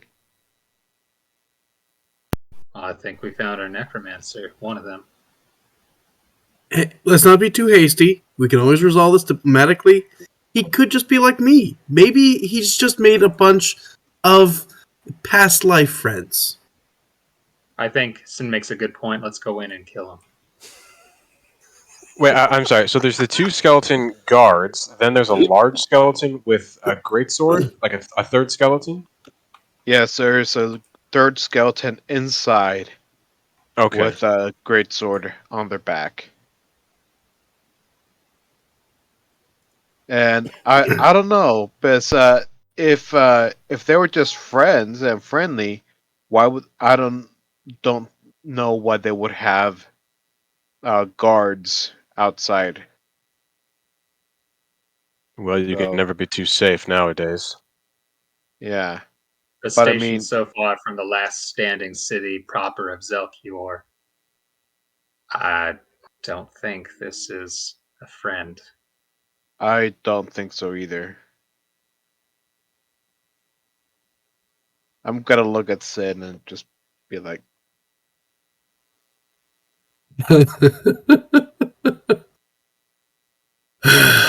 Fine. Who wants Not to go that we first? shouldn't- Not that we shouldn't give people the benefit of the doubt, but the evidence stands. I mean, yeah, we're deep within enemy lines, and all the signs point to this being an enemy. But you never know. They could be this 1 in a million person. I'll go up to the guards. I'll make a couple of friends. It'll be fine. Okay, then I suggest that we just get ready to ambush, just in case they're not friendly. Does anybody not agree with that? I will accompany Sin. Okay. I'm gonna Okay. cast Bull Strength through my staff on Wrath. I cast Mage Armor on myself. I am going to. What's the The- duration of Mage Armor and Bull Strength, respectively? Mhm. What's the duration? Yeah. So 1 for me, hour Bull for Strength Mage is going to be 12 minutes. Okay. All right. What? And then Gabriel, Wow. what are you doing? Do you say wow or how? Both. Lesser Extend Rod. Ah, okay. Gabriel, That was my duration. Yes. what were you saying? I'm going to be one of the people that's not going right there because I'm an archer. I'm gonna stay 100 feet away, and I'm gonna be prone. Okay. All right. the And, range? So who is And then- moving in? I'm That's accompanying Sin. I'm gonna do protection from evil on Nomad. Thank you. You're welcome.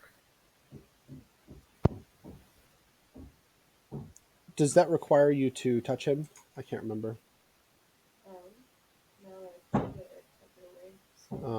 I believe it is touch, yeah. Also, I am going to have pull out 4 arrows, and I'm going to hold them on my left hand with my bow, Okay. just like Just having him at the a ready. traditional. Yeah, just like how a traditional bowman would have a few arrows right there. Spoken just to like pull him someone who's back. part of the SCA. And I'm a going to nerd, say- man. And then Maleth, are you doing? What are you doing? I'm going to stay back, but I am also going to cast Mage Armor on myself just as a precaution. Okay. And then Jasper, Until did you I do see anything him. other than casting Mage Armor? Nope.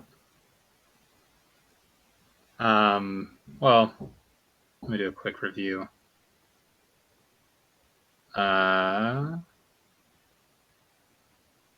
Yeah, we're not within 60 feet of them, so I can't really do detect magic unless I get up there, which I am not gonna do that. Okay. Before we leave, All right. I'm going to give Gabriel the air blessing, and that removes any ranged increment penalty and attacks of opportunity that he makes for making ranged attacks. All right, then I'm gonna be 120 feet away at that point. Okay. The wind will guide your arrows, Gabriel. Thank you, Nomad. It's, All right, it's very I'm going interesting. to- Real quick, Gabriel, when he uses this blessing on you, it's almost as if the air around your bow picks up a little bit, but not in a way as to inhibit it. Like normally you have to be very careful when you're firing in the wind, but it's almost as if when you lay one of the arrows on your on the bow as you ready it to fire, the air almost kind of twists around it. And as you're looking at this, you get the feeling that as it's, the way that it's going, it would actually cut back on the air, on the wind resistance, and it would help the arrow to fly more true as it's going. It won't assist it in going any further than it normally would, but the penalties that you'd normally have for taking a long shot, it's gonna fly a lot more true. You won't have those penalties, and yeah. So, but you can kind of see as you look from it, you can kind of see just little currents of air, almost doing a small vortex around the arrow as you ready it to fire.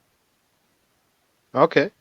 And how All long right, does that I'm last? going to- Sorry, what? How long does that last? A minute. Okay. All right, Sin, what are you doing? Okay. I'm going to walk up. I mean, no point in hiding because I can't hide. I'm going to walk up with my 10 best friends, with Wrath probably just right behind me. and I'm just going to walk up to the guards. As soon as you come into sight, the one of the skeletons readies its weapon and looks at you. The other reaches back and knocks on the door, and they both step forward just a little bit. Okay, And I'm just gonna hold up my hand like, hey, I'm unarmed, no problem, no reason to get all hasty. the door opens, and the larger skeleton ducks through, and he's actually comparable size, you'd say, to Wrath. He's very tall, and Wrath doesn't have his hat of disguise on, correct? Nope. Okay. Is your arm uncovered? No, it still has it's wrapped up. Okay. All right. Yep. So you step forward, and you hands up. The larger skeleton steps out, and you hear it almost a hiss coming from him, and then the cloaked figure comes out as well. Now, as 1 second.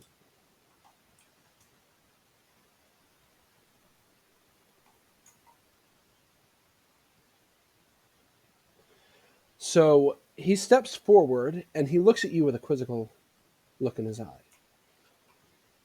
You don't look very familiar. Identify yourself. Hi, name's Dunstan. Sin is what people call me. I just saw someone who also works with the wonderful undead. You're not from Thought I'd around come on to here. introduce myself. What? He interrupts slightly and says, "You're not from around here.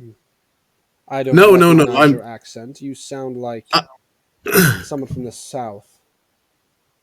I am, notices actually. glance at the skeletons that are all, or the skeleton that's following you and the zombies behind you. Sorry, what? So, I am actually. I'm from a small town where I've built up some good friends, some good people. I want you to meet these are my Skella friends. What are you doing out here? He tisks. You damaged one of Alexander's exhibits. Well, I'm so sorry. I just saw a couple of friends who needed a home. He looks at you with his eyes squinting. Why are you here? And Daggett, I'm gonna pretend like I'm injured. Like I'll have my right hand like over my stomach, and I'll just have Or are you My- up there? Are you up there with him? He said he was going to follow me. Okay. yeah, Yeah. and then I'll have just like my left hand on Sin's shoulder. It's like I'm like pretending to use him for support. As soon as he comes out the door. Yeah.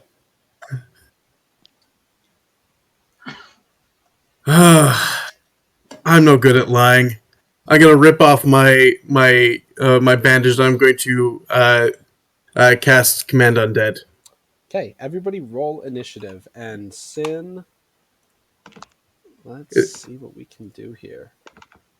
Okay. I'm sorry. Is this a large skeletal man? This is so. There are two. There's 3 large skeletons. There's 3 skeletons. 2 with a sword and shield. 1 that's a bit bigger and has a great sword on his back. Well, not on his back anymore. He's drawn it. So the DC is 18. If they're the DC is 18. Okay, let me pull them up. I have been checking in how to do. You've got to be kidding me. Mother flipper. Oh right. gosh. It was almost Initiative? a 16 too. 8. Okay. Great. Oh, and Wrath gets initiative too. This is because I'm looking down at the ground. Yeah, no, it I just really don't realize was. what's It really going on. was. Okay. I'm sorry. And who did you say was talking? Was this the roped figure? Yeah, this was Yeah. the robed figure Okay. the whole time. Okay, so let me get up. So I've been reading in how to use the combat tracker and everything. Oh, I built this encounter. Let me drop in all of these people. Oh, excited.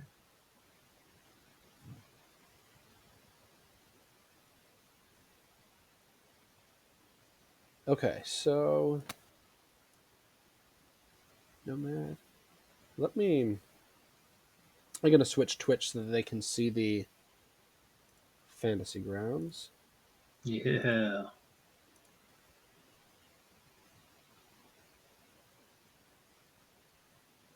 Okay.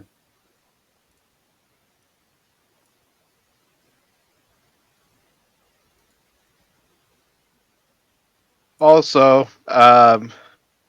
right before initiative, Gabriel wanted to make sure that he was well hidden. I don't know if you can see his stealth roll. Stealth. Not good. Okay. Very So not what good. that's going to end up meaning is that the second nobody's seeing you right now, you're too far away, but the second that you act or take a shot, then everybody's going to know where you're at. Okay, so Wrath, Dunstan, Malith, Jasper, Hestia, Nomad, Gabriel. Okay. Nomad, you had a 6. Gabriel, you had a 22. Hestia, you had a 6 as well. Jasper, where's Jasper on there? 15. 15. Malith had a 10. Sin, you had an 8, and Wrath had a total of a 20. All right. So, the two skeletons that are what's it called?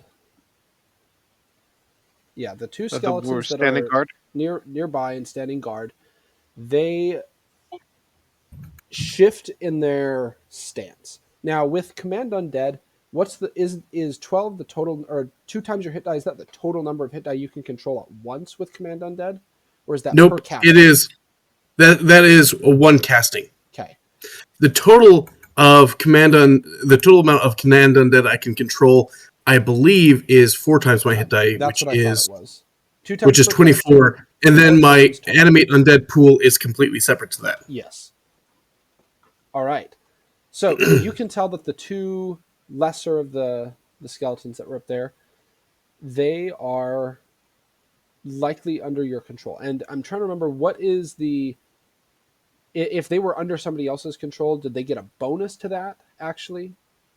Or I have what to make was- I may have to make an opposed charisma check. Okay, to gain control or every command? Yes, that you to I believe it's to gain control. Let me Then just double I check. need you to make a charisma check. Okay. And I'm going to do Let me just double check. Yeah. If the effect, if an undead creature is under the control of another creature, you must make an opposed charisma check. Okay, so go ahead and make actually two charisma checks, and actually, let me see how lucky are Oh we? dear. Oh well. It's times like these that I wish I was Abe again. I could reroll ones. Okay, yeah. You tried to take control of them both, but you were unsuccessful. Okay. Let's see how lucky we are with assets. Does that look a good map? Okay. I wasn't able to get a map ready for tonight, so I'm going to run the combat tracker on Fantasy Grounds, but I am not ready with a map tonight. So we'll get figured out the specifics next time. But are you guys okay with running Theater of the Mind as far as the map goes? Okay. Yeah. All right. Yeah. So you've got the door. There's kind of a bit of a swampy thing around the house. It's got, it looks like it's on stilts of some sort, and there's a bit of a water around it. But the two skeletons, or the 3 skeletons, are now out in front of it, in front of the walkway, on the dirt, on the muddy dirt where you guys are at, and then the man is back behind them. So Gabriel, your turn first. Do I have a direct line to the big skeleton? The big skeleton, yes. Then I'm going to shoot twice at him Okay. Yes, I have rapid shot. No. No. I don't know if the second one hit, but the first one is a Okay, so yeah, one. So the first one completely misses. I mean, it makes sense because my stealth was a 1 as well, so. So okay, so what happened? Your first shot, you got in, and you're actually it was the buff that Nomad put on you. You got a little overconfident with what it would do, and you took this really random shot, and it ended up you ended up clipping the side of the bow with your arrow as you loosed it, and so it just spun off in some random direction. Your second shot, you take you shoot, and it nails the undead or the skeleton, but it hits right on his armor and drops, and has no effect. So just a direct hit on the armor, zero effect on him. Wrath is next. So your distance from them right now is probably about 15 feet.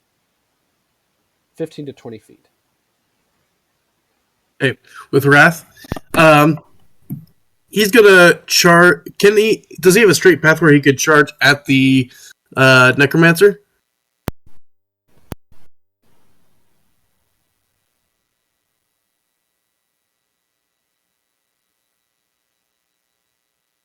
He's throwing up. My I nose. think the DM is undead. I died. I had to blow my nose. Okay. You're good. Did you make your attack roll for Wrath? We want to charge the undead. Which one? The not the undead, the Necromancer with Wrath. You do not have a straight path to the Necromancer. You'd have to run past the skeletons. Okay, I'll just attack the big guy with Wrath. Okay. Right, that is a hit. Wow. How does he have Awesome. plus 15? Yep, because of bull strength. Oh, yeah, that's right. Bull strength, and then your 1 feet that you... Okay, yes. No, Yep. that makes perfect sense. Oh, gosh. Okay. So, charging forward, Wrath brings down his sword, and the hit is so hard as he brings it down on the shoulder of the large skeleton that it actually brings the skeleton down to his knee for a moment, and he kind of pushes back and shoves off Wrath and the sword, but you can tell that it cut a chunk into the top of his breastplate, and it definitely was a very solid hit. Oh, can I roll for my my 9 skeleton bros? I'm assuming they have all the same initiative. Yeah, I'm gonna have them just go with Dunson. Cool. That works just fine. Okay. I'm assuming they're just basic zombies. Yes, they're basic Okay. zombies. Perfect. Okay. Next up, the 2 skeletons that are right next to the large one. They actually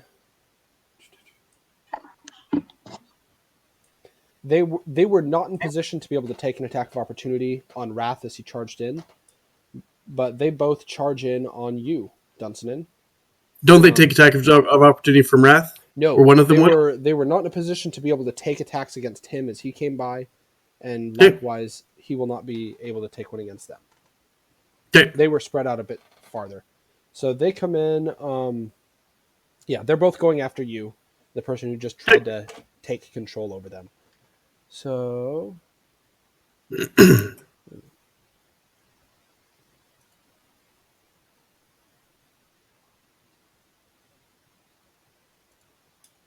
so they both charge in, and I believe those are both hits. What's your AC? My AC is pitiful. Yes, My they both AC hit you. is 11.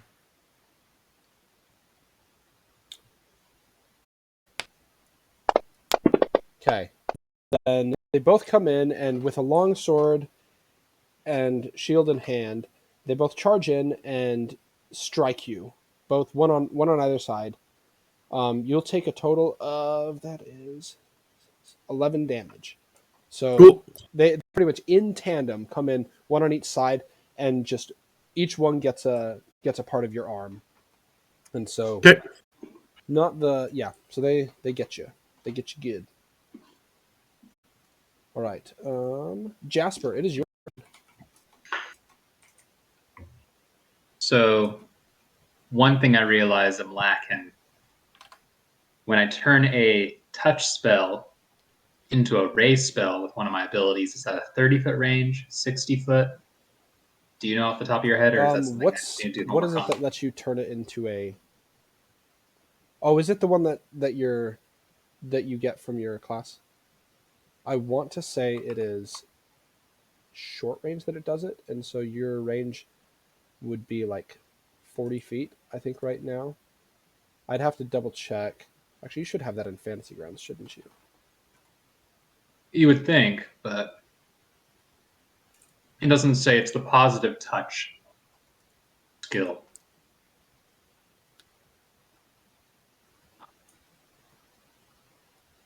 Because, that's a phrase that definitely describes Jasper.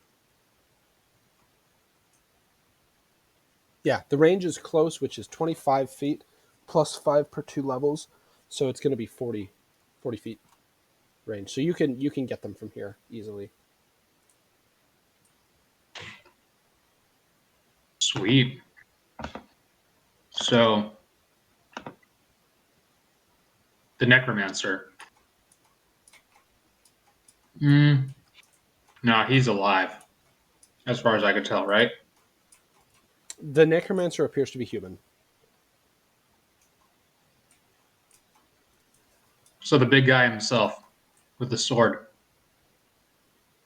I'm going to go ahead and cast my special version of one moment. I realize I'm in this weird setting where it only displays the prepared spells. Hold on.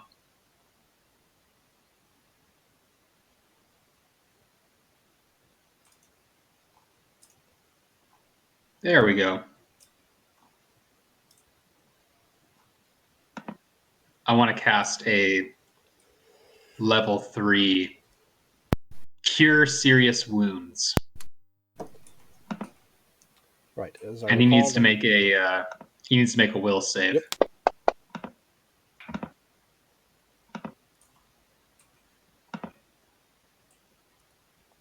He does not make the save. Okay, so I guess I still need to roll technically because there's a critical threat range. So let me. Yep, it is a. Why did that not? Oh yeah, you turned it into a ray, so it's not the. Oh wait. Yes. So I think I just just. ranged What do I attack. do? Wait, hold on. How does this not?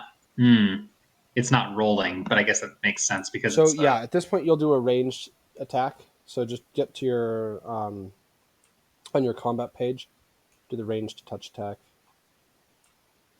Ranged touch. or just ranged, and then I'll handle touch AC.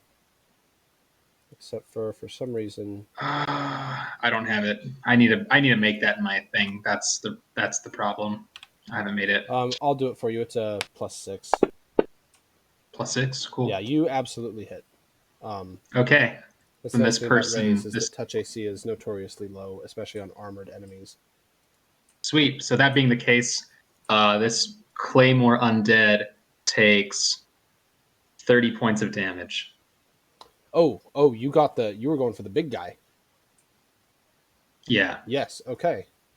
Does So that you hit change him the with this, rolls? and it does a number on him. You can tell that he is noticeably weaker.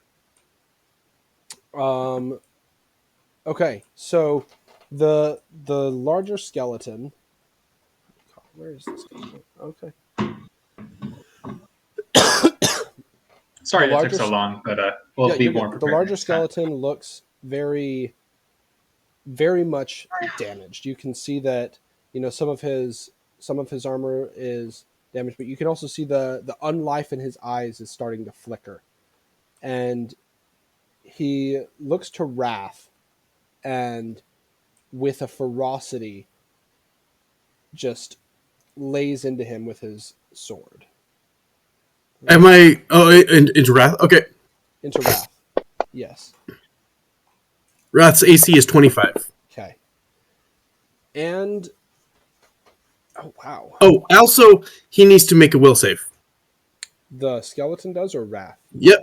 No, the skeleton upon hitting him, he needs to make a will save. Oh, well, let's see. So is it only if he hits him or if he attempts to hit him? It's if he hits. Sorry. He does not hit him. Okay. Okay. So the skeleton, he, probably because of the hit he just took from Jasper, he is unable to land a blow on Wrath. Wrath is in full plate, is that right? Nope, just breastplate. Breastplate. Oh, okay. Oh, Wrath. But I also cast Shield of Faith on him that gives him +3. Okay. By the way, that's a +3 deflection bonus, not a shield bonus. Oh, For sorry. future reference. Okay, so so it's actually just Wrath, glancing off his armor, glancing off the spells that are protecting him, is what causes these hits to miss, and it's almost as if you can see a little bit of frustration in the skeleton's eyes, and he lets out a bit of an inhuman roar. And you notice half a dozen skeletons rise up out of the water nearby and charge. Let's see, who would they go after right now? They're actually going to swarm towards you. And so Maybe provoke attack of opportunities, charging Sin. Yes, so you are in range that you can. Well, okay, so you had a nat 1 with your thing, so you won't be able to take an attack. Well, that has no bearing on initiative, though. A nat 20 or a nat 1 doesn't matter. That's just the turn order. Generally, yeah. So sometimes, based on circumstances, I'll do different things. But I guess by this point, I'll let you take an attack of opportunity as they charge forward. So there are 6 skeletons that charge forward towards you and Sin. Okay. All right. Well, then I will make 5 attacks of opportunity to trip every single one as they try to come near us. Okay. Go ahead and make 5 attack rolls. Yeah, nomad.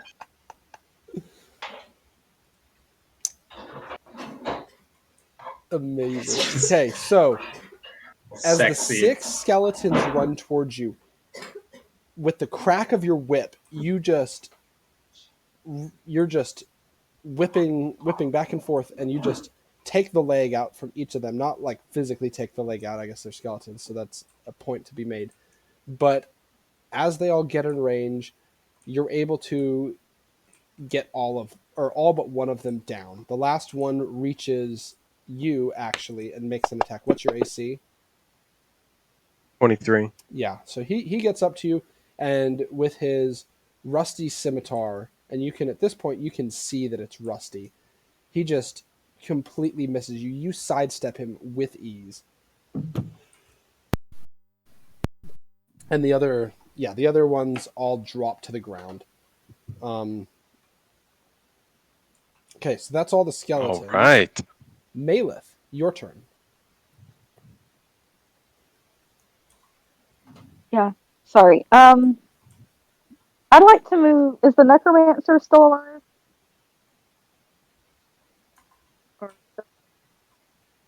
The necromancer is still alive. So I thought I might have missed that. I'd like to get close enough to use magic missile on. You are very much in range. I believe magic missile is long range or medium range. Yeah, it's like 100 feet, and I think me and Enrique. Yeah, you're easily in range already. Okay, I wanted to make sure because I wasn't sure if we were 100 feet or 120. So. But yeah, I'll just use magic missile on the. Yeah, Gabriel specifically got out a little bit further, but yeah. So yeah, magic missile, you are in range.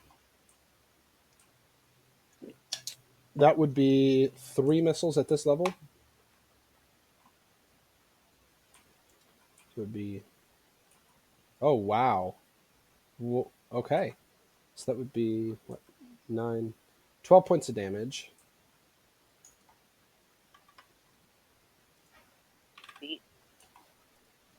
Okay. Thought I was gonna have 3 4s there for a second, and then that one snip. Say that again. Oh, yeah. Yeah, I was thinking the same thing. Okay, so you shoot out, and three balls of force shoot out of your fingertips, spiraling through the air. Take the necromancer in the shoulder, and as blood splurts out behind him, he grunts in pain, and you can see anger on his face. Sin, it is your turn. Okay.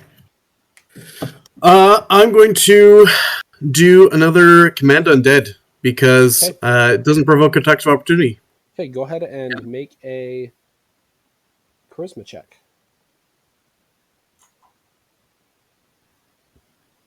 And isn't it for each of them? I'm going Each to of do the, the one for each of the big ones. one for each of the big ones? Okay. Yep.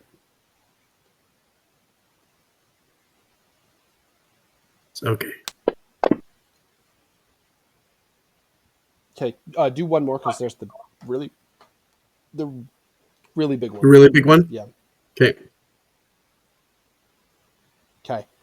So one of the skeletons that just hit you, you can tell that it changes its stance a little bit and gears itself towards you in a non-aggressive way, and you can tell that it is now under your control. Okay.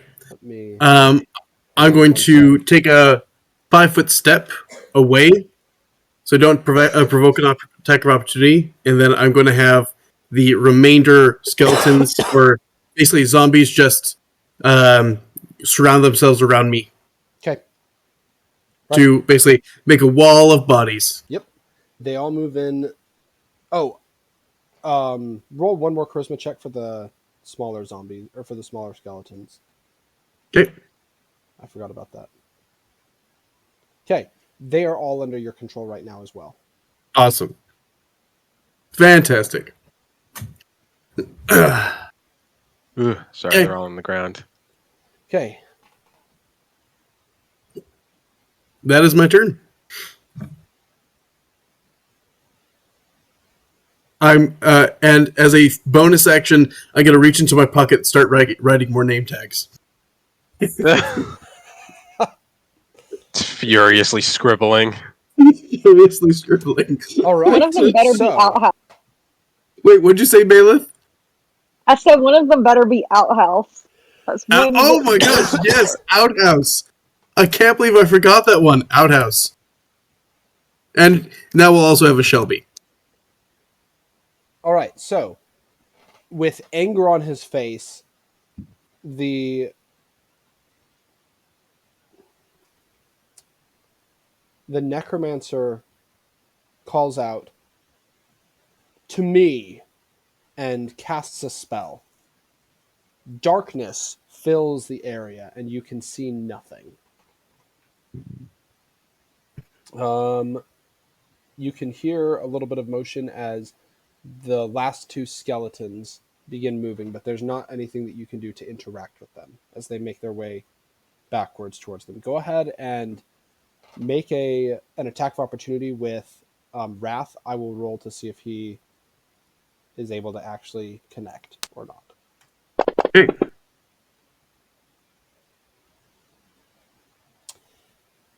He does not connect with his attack. Okay. I see. But both of the skeletons that are still under the control of the necromancer move back, and you can hear them moving, but you can't see anything. Jasper and Maleth, you are in position where you can recognize the spell that he cast if you make a spellcraft check. Absolutely. Doing that. 27. Yeah. So both of you recognize that he just cast Deeper Darkness.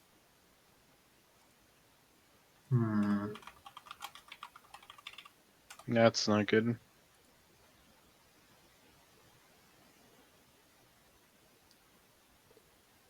Okay. Next up is Nomad.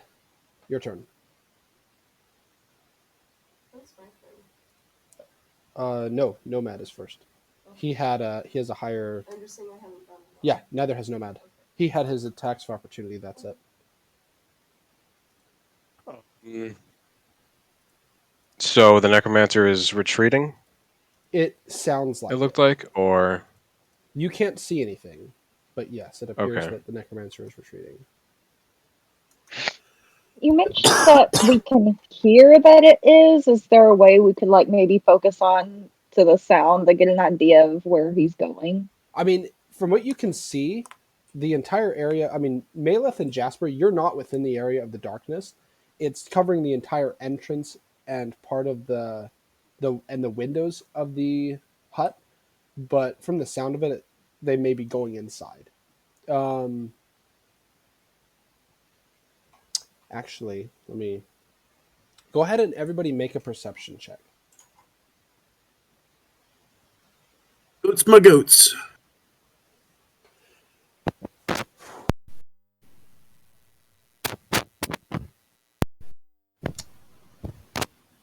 All right, just about everybody, or Maleth, Hestia, and Gabriel. Ooh, actually, No.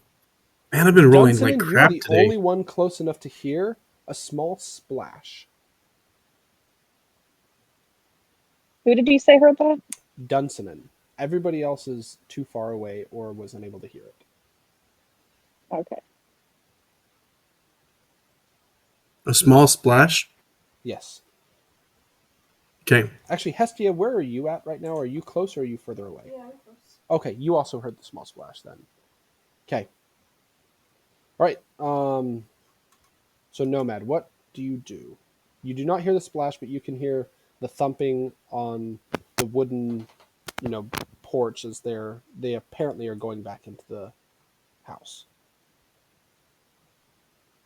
um,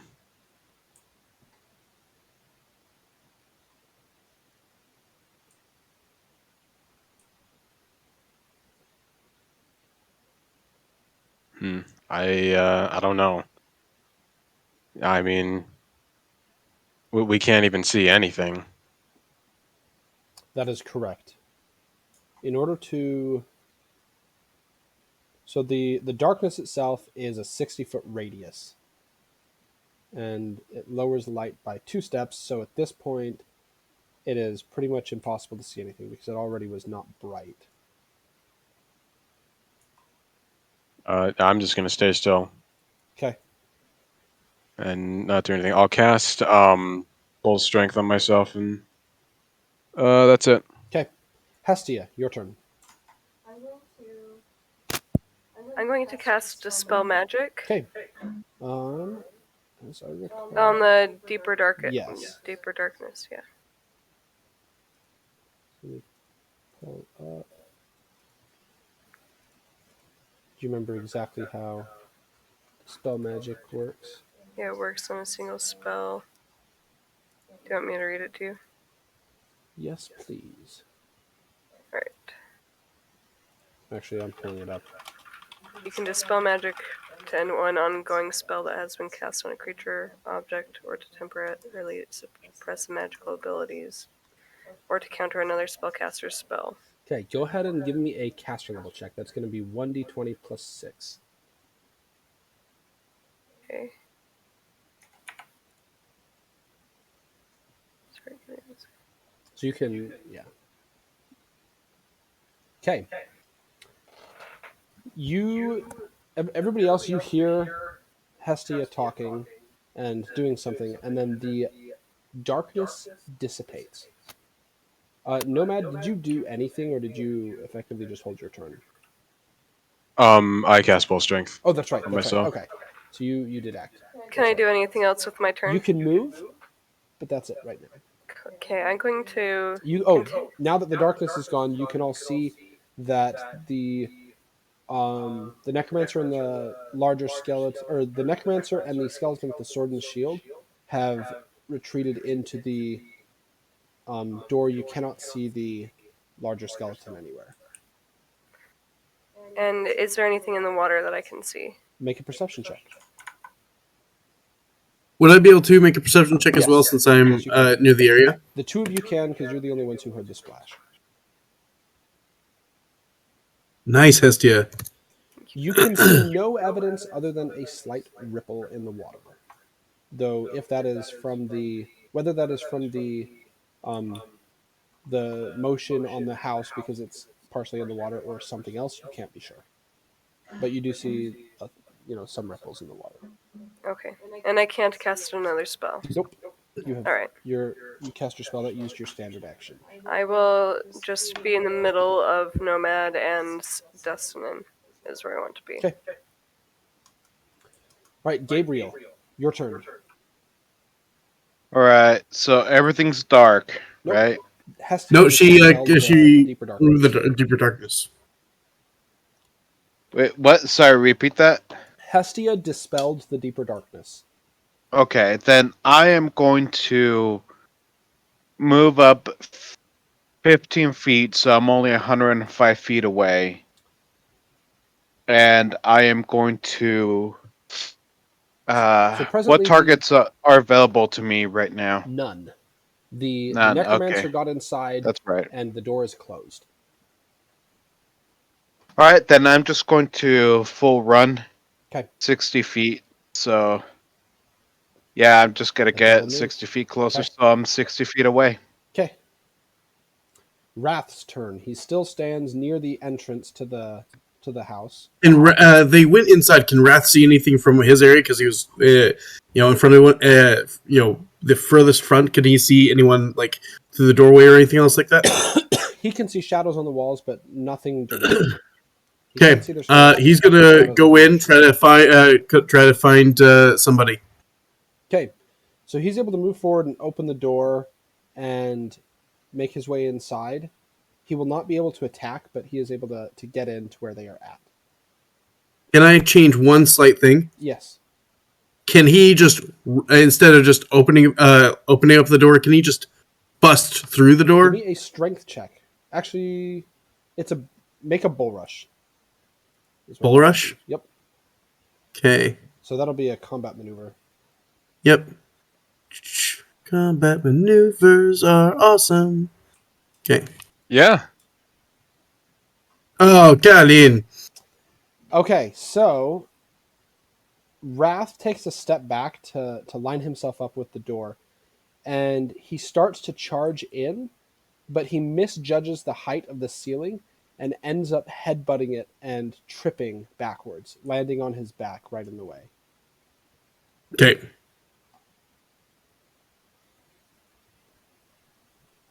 Can he use the rest of his movement to stand up? I'm trying to remember if Bull Rush is a full round action or not.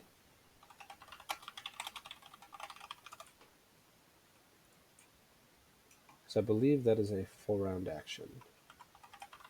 Okay.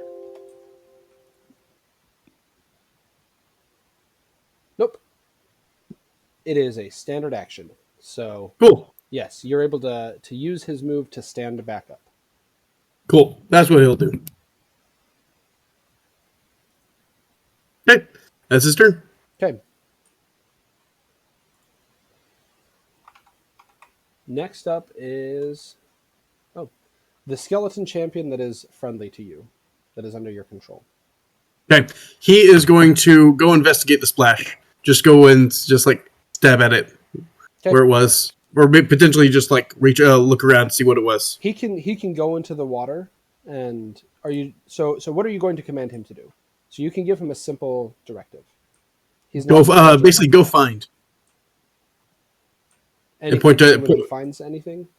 If he Yeah, finds in the something? water, or search. Okay, no, but what do you tell him to do once he finds something, or if he does? Oh, to hold it up. Okay, all right. So it starts fishing around in the water, Okay. searching for something, and it appears to find something, though it's not able to get it up, but it does appear to have found something. And that is its turn. Okay. Jasper, your turn. So, just to recap, Yeah, I can give you a quick recap of the last turn. So, you all made your attacks. The largest skeleton appeared to be heavily damaged. Then Dunsanen took control of a majority of the undead that were there. After which point, the necromancer cursed at you verbally, not like magically, and then cast deeper darkness, and he and the remaining two skeletons fled into the Right. hut. into the hut. Yes. Okay. And do I After see which- any? Hestia dispelled the deeper darkness, Mhm. and now Wrath began to make his Wrath and the other skeleton that was under the control of Dunsanen began making their way towards the hut, and Wrath tried to break down the door but tripped.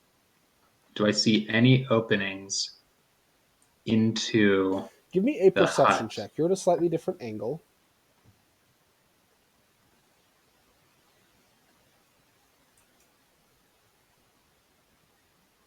Yes. There's the window in the way, but you can see a figure beyond the window that you can presume is either the skeleton or the necromancer. So right now you're... How close were you before? Were you... No, you were close enough to do the 40 feet. So yeah, you're you're about 50 feet away from them, you'd wager.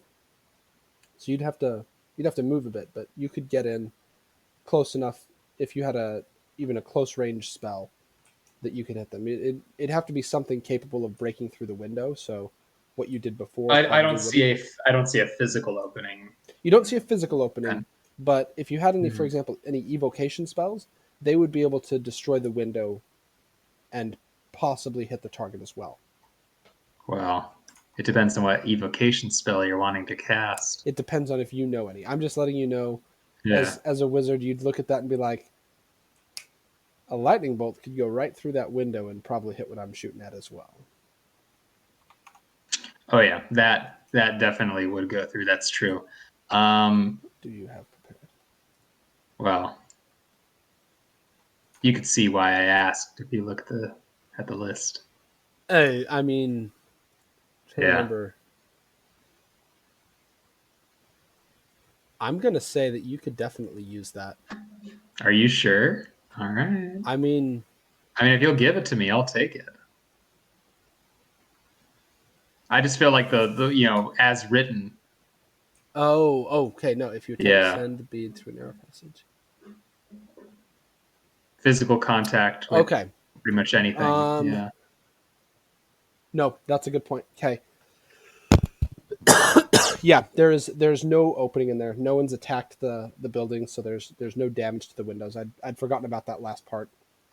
So yeah, presently the door is not opened and there is no opening with which you could get in.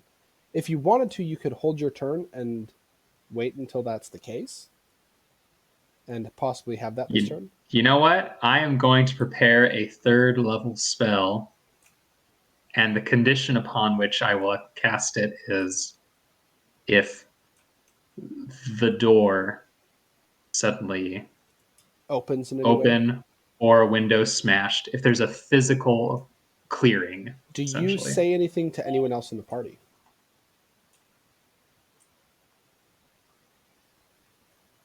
Such as like get the door open or break the window or something. Yeah. Well, what I.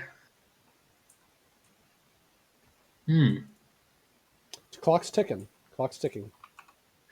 Somebody smashed that window fast. Okay, Maleth, your turn.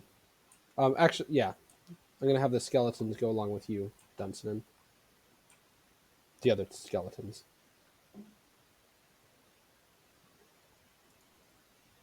Okay, I'm here. Sorry. I would actually like to move forward as much as I can to the hut because I'm interested in finding the necromancer. Okay. So where you were before, you were about 100 feet away. So are you wanting to use all of your movement or just some of it? Probably all of it. Okay. Are you wanting Thank to you. use your ability that lets you move more or not? I completely forgot I even had that. So, sure. Okay, because that is 60 feet. if you Okay, use cool. that. I'll do that. So you could, You're if you pretty did a quick single zombie. move action with that, you would move a total of 85 feet, which would bring you very close. Okay, I'll do that. Okay, so you all notice as Malith begins moving briskly um, towards the hut that a small rift opens in front of her, and she steps through the rift and appears very close to the hut. You still have your standard action left. You at this angle, you were able to plan your things so that you could see through the window, and you can actually see the necromancer and the skeleton that are in there from your angle, Maleth. Wait, say that again. Say what I see. You are able to see the necromancer and the skeleton standing in the building. You can't tell exactly what they're doing, but you can see them where they are at Okay. Okay, cool. through the window. I gotta use the restroom pretty bad. I'll be back. Yep. Sweet. But I'm guessing moving towards them counted as my action, so I'm assuming I can't really do anything yet. So. No, that only took your move action, so you still have your standard action. You can cast a spell, or if you have a weapon Okay, ready, you can make an cool. attack. That's what I was wondering. I would like to use boiling blood if possible, since you said the necromancer bled when I hit him earlier. Yes. So boiling blood, is that something in the way would obstruct that spell? A good question. It just says it is a concentration one. I don't see anything about how something like obstructing it would affect it. It says the blood of the target creature begins to boil. If a target fails its save, it takes 1 point of fire damage. Takes 1 point of fire damage per round. The spell has no effect on creatures. Blood.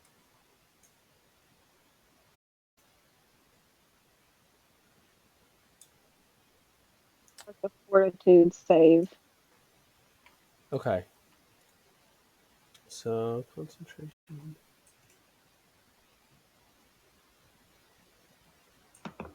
All right. Yeah. Ooh. Interesting. Okay. So yeah, I'm gonna say that you can cast that. It's interesting. It's only 1 point per round, Okay. but Yeah, it's not that much, but at the same I time, think you I've been can wanting keep to it try. going for a long time. Yeah. And based on what I'm reading, and perhaps this is not the case, I'm not totally sure, but it says concentration, and so as long as you maintain concentration and he stays within, if you can't see him, at least at the moment, I'm going to rule that it will still affect him. I'm back. Okay. All right. So Maleth casts Boiling Blood, and you can hear. Actually, no, you can't hear anything right now, but let me see. What is the DC on that? I forgot how to figure that out. I'm trying to look that up now. I know it's something I should just know, but Don't worry about it. The place to check your DCs is if you go to the Actions tab. It'll say what you wait. I thought it did.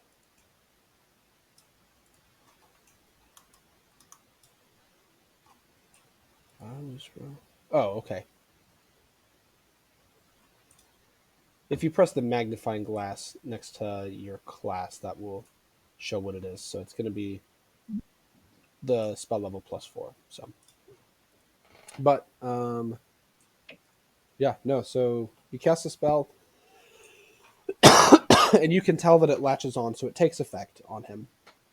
So, yeah, good. He will start taking damage every turn that you're concentrating. awesome. Okay, and that is a standard action to maintain that concentration, but that is it. All right, that's Maleth down. Dunsonen, your turn. Dunsonen had to go to the bathroom. We will come back to him in a minute. Okay. Oh, On the Necromancer's turn. Oh, what is he going to do?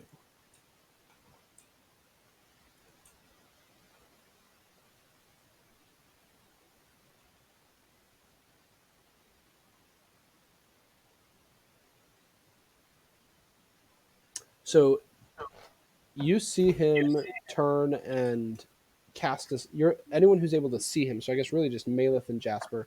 You're able to see him cast a spell, and then he disappears out of sight, as does the other skeleton.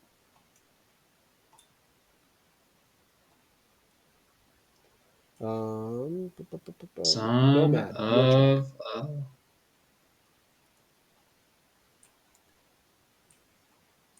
You're not able to make out the spell that he casts because you don't have a good enough view.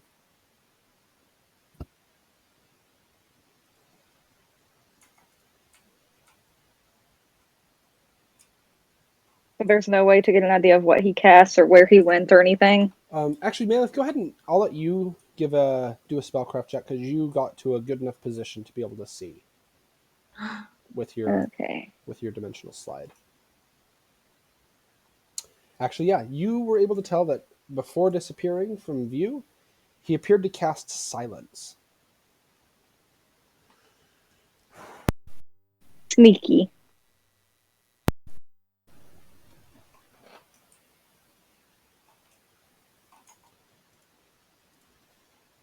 Right. Nomad, your turn. Oh, well, Sin's back. Oh, Sin. Sorry, I had to go to the potty. Yep, you're good. Okay. Sin, your turn. And then Nomad, Great. you're on deck. So, if I understand right, I probably don't know.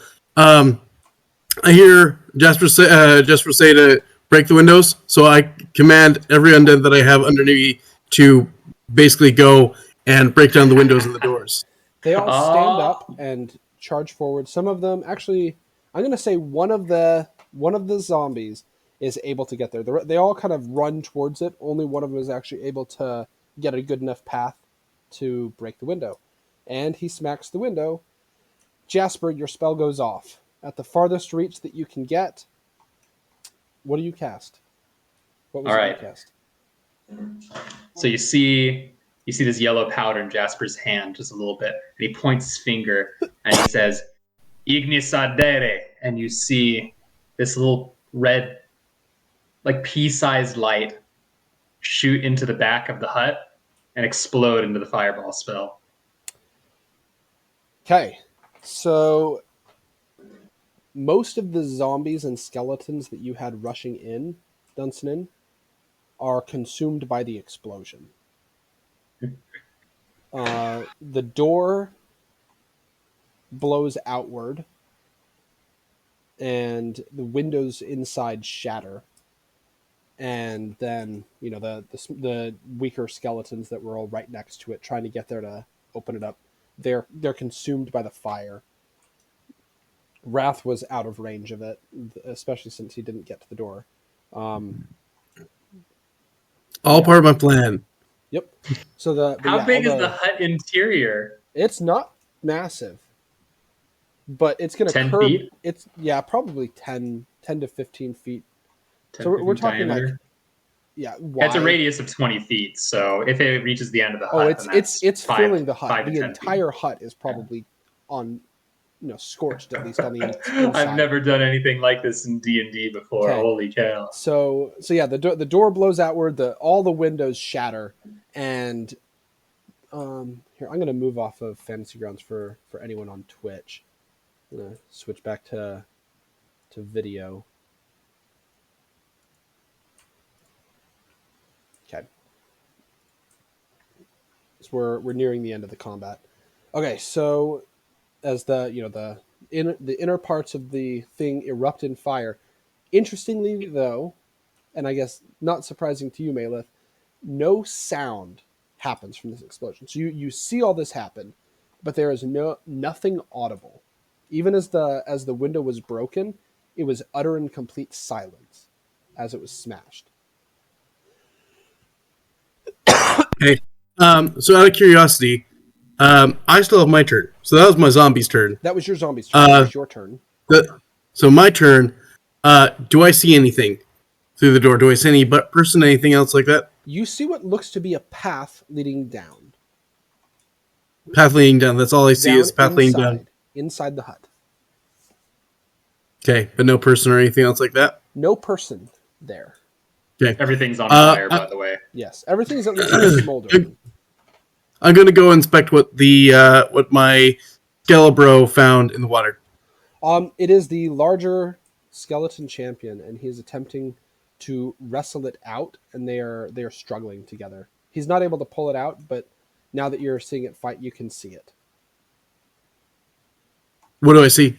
That it's there, like it's resisting being pulled out of the water. So, but I was gonna say, like, so I just see like basically splashing in the water. Do I see it like You it's can is it periodically see animate? Is it an arm come inanimate? up. It's animated. You can periodically see an arm come up. The sword. It was apparently trying to hide in the water and not be attacked. Ah, okay. So it was a zombie that was hiding in the water, No, trying not it to was be the attacked. large skeleton that had been demolished by Wrath and Jasper. Oh, it had fallen in the water. Yes, it had fallen Okay. in the water, Okay. Cool. and it is trying to well, be wrestled out. So can I actually, out of curiosity, can I try Command Undead since he's not under my control yet? you can. Okay. I'm gonna do Command Undead and try to get control of him. Charisma check. Yep. Tabarnouche. All right, never mind. You were unable to wrestle him under your control. This is a particularly tough-willed undead for sure. How far are me and Sin from the cabin? 20 feet, 25 feet. Okay. I just need to say, almost every party, in every other party, there is that one person that wants to domesticate every single wild animal and have them as a pet. And These we aren't have an wild individual. animals. We have an individual just like that, but they are trying to collect all the undead. You knew I was talking about you.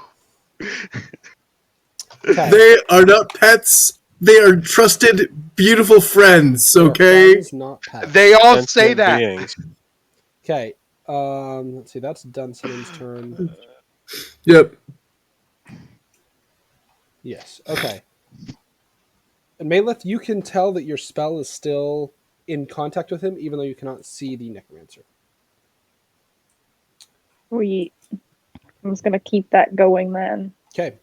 Yeah, that's so you can still use your move actions every turn. You cannot use a standard action if you're wanting to maintain that. Nomad. What do you do? Is the silence? Are we in the silence right now, or is that No. localized to the cabin? That is localized to the cabin. Okay, then I would shout to everybody: take the necromancer alive. And the door's open Yes, the door is now open. Well, what door? to the cabin. You mean the fiery there's burning not a door? There is a doorway, but there is no door. Ah, I see. Yeah, well, okay, there is a door. It's just like actually, it probably fell into the water, and it was Soon to not be a door. it's not Um, really being a good door. It's like you notice a piece of wood on top of the water that looks like it used to be a door, but there is no door on the cabin. Okay. I'll run into the cabin then. Do I see anything? You notice the same passageway leading down that you saw before, and you are met with a profound silence as you get to the entryway. Okay.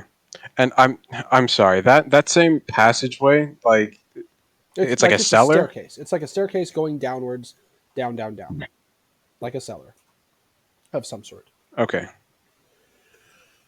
Uh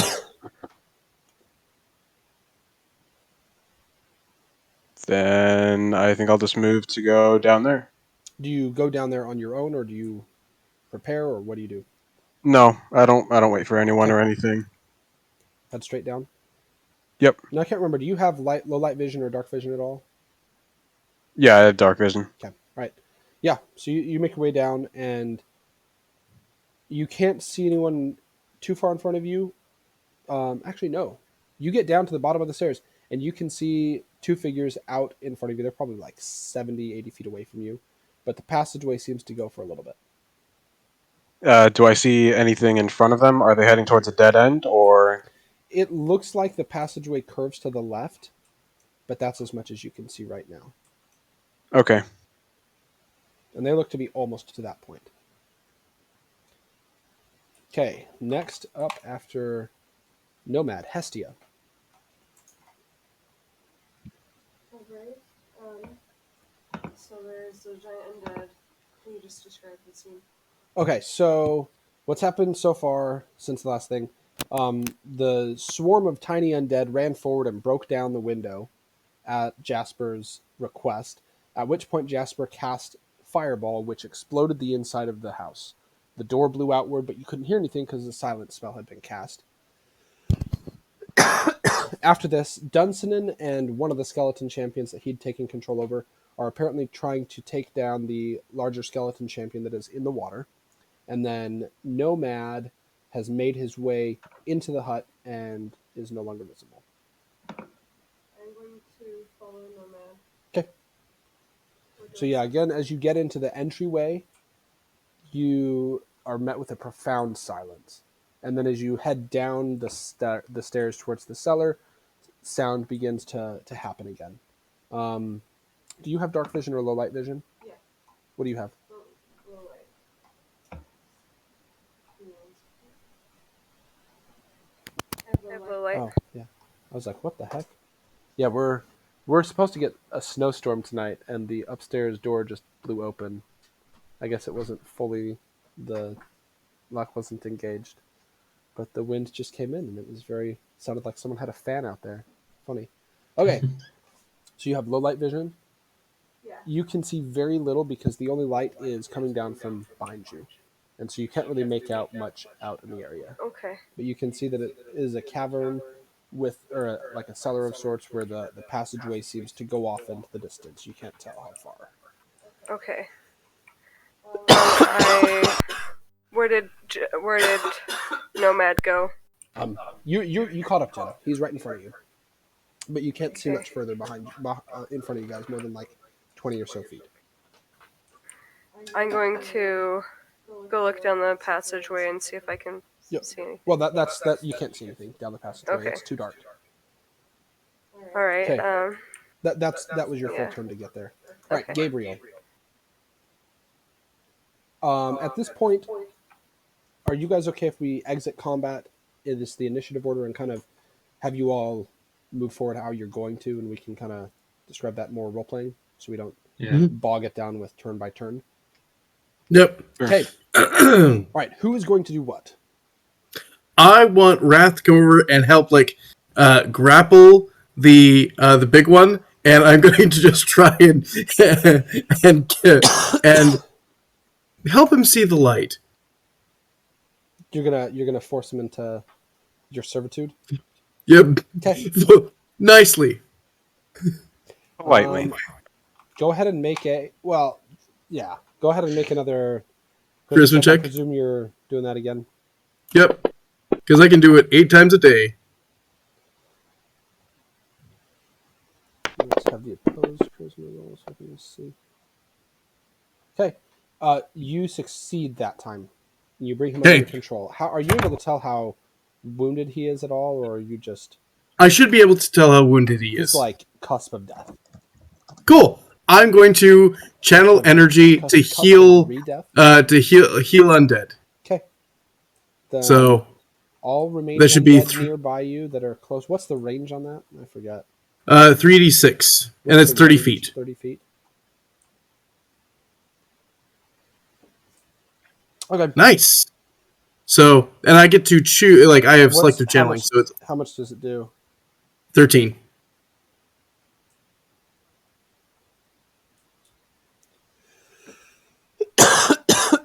Okay. Yeah, you heal him 13. Let me we'll go to the Okay. combat log and I'm going to put a name tag on the new big one, and I'm going to name him Pride.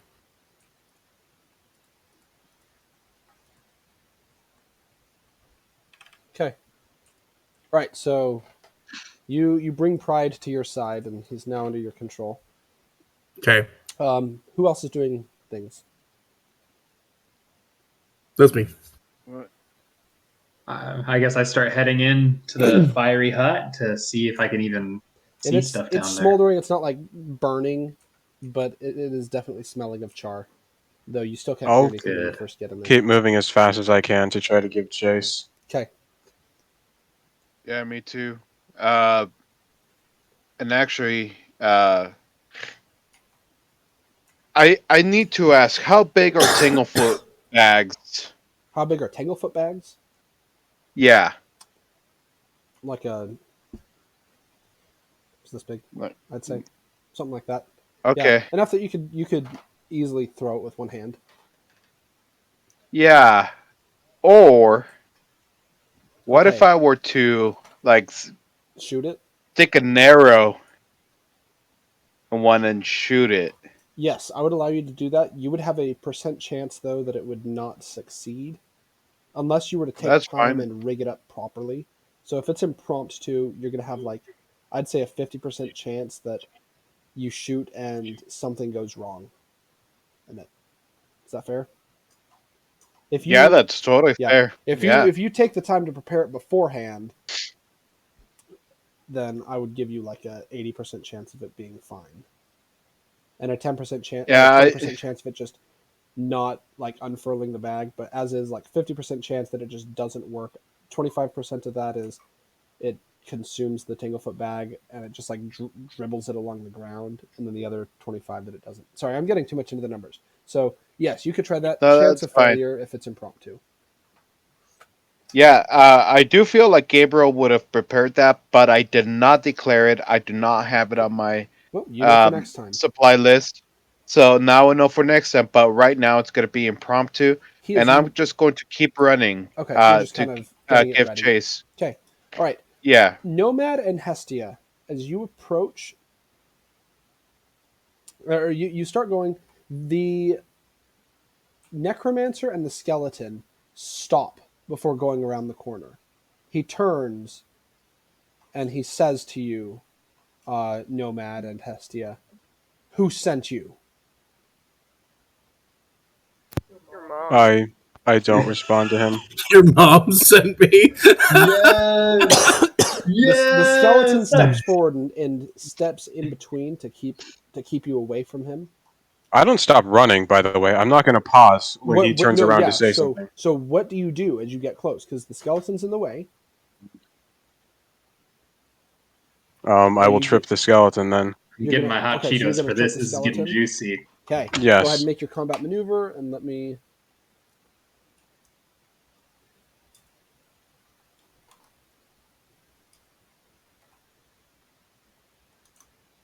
You know, Yeah, he's. I think he goes onto Hestia the has ground. 2 of these. 2 of what? Oh, the Hestia. Or, I'm sorry. May I switch that CMB, the maneuver, if you're okay with that? You're What would saying you I like to have do balls? instead? I would like to disarm him, Brass balls. The skeleton. which would be at a 45. Yes, the skeleton. Yeah. So you whip the you whip his sword out of his hand. Okay. And then as soon as I'm able to, I'm just going to keep running forward to try to get at the Okay, give me a necromancer. moment. I am trying to decide what he's going to do.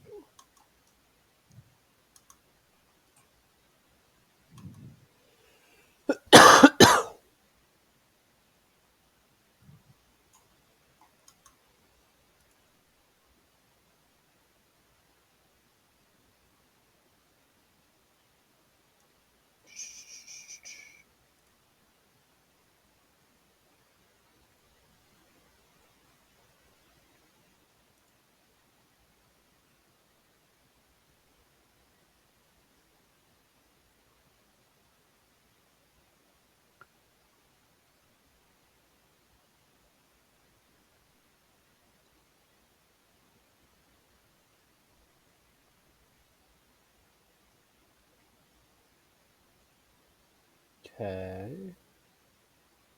Sorry, I'm just need one Take your time. moment.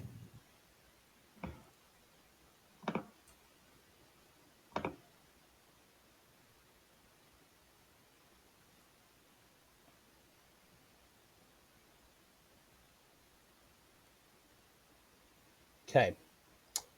He begins casting a spell, and with anger in his eyes, he finishes casting a spell at you, Nomad. Go ahead and make a will save. And if you have any spellcraft, you can try and tell what spell it was. I do not, unfortunately. Okay, well, you resisted it, nonetheless.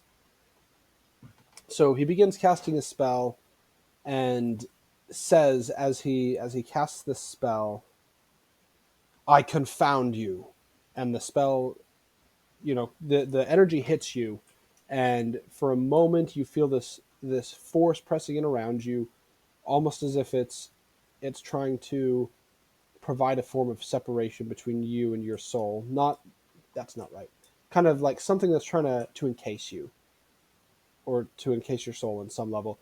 But you're able to resist, and the force dissipates. The skeleton, as you get close, Okay. lunges forward and bashes at you with his shield. And it is Sorry, everything cut out unsurprising. again. The skeletons attacking me? The skeleton bashes at you with his shield, though it is unsuccessful. What do you do Okay. as you get close? And Hestia, what are you going to do? Everybody else is running in behind you guys, but what are you guys going to do? I will trip the necromancer. Okay, you trip him. Hestia, are you doing anything? You get up to the necromancer, you trip him. Give me a second. What do you do, Nomad?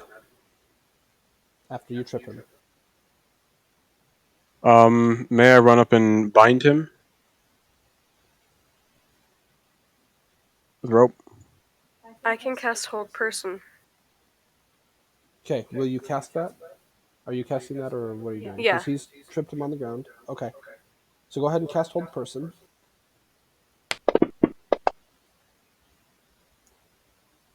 He resists your spell. Okay. Alright. But, yeah, he's unable to resist you binding him, Nomad. However, as he's looking at you, you see shock and recognition in his eyes. You.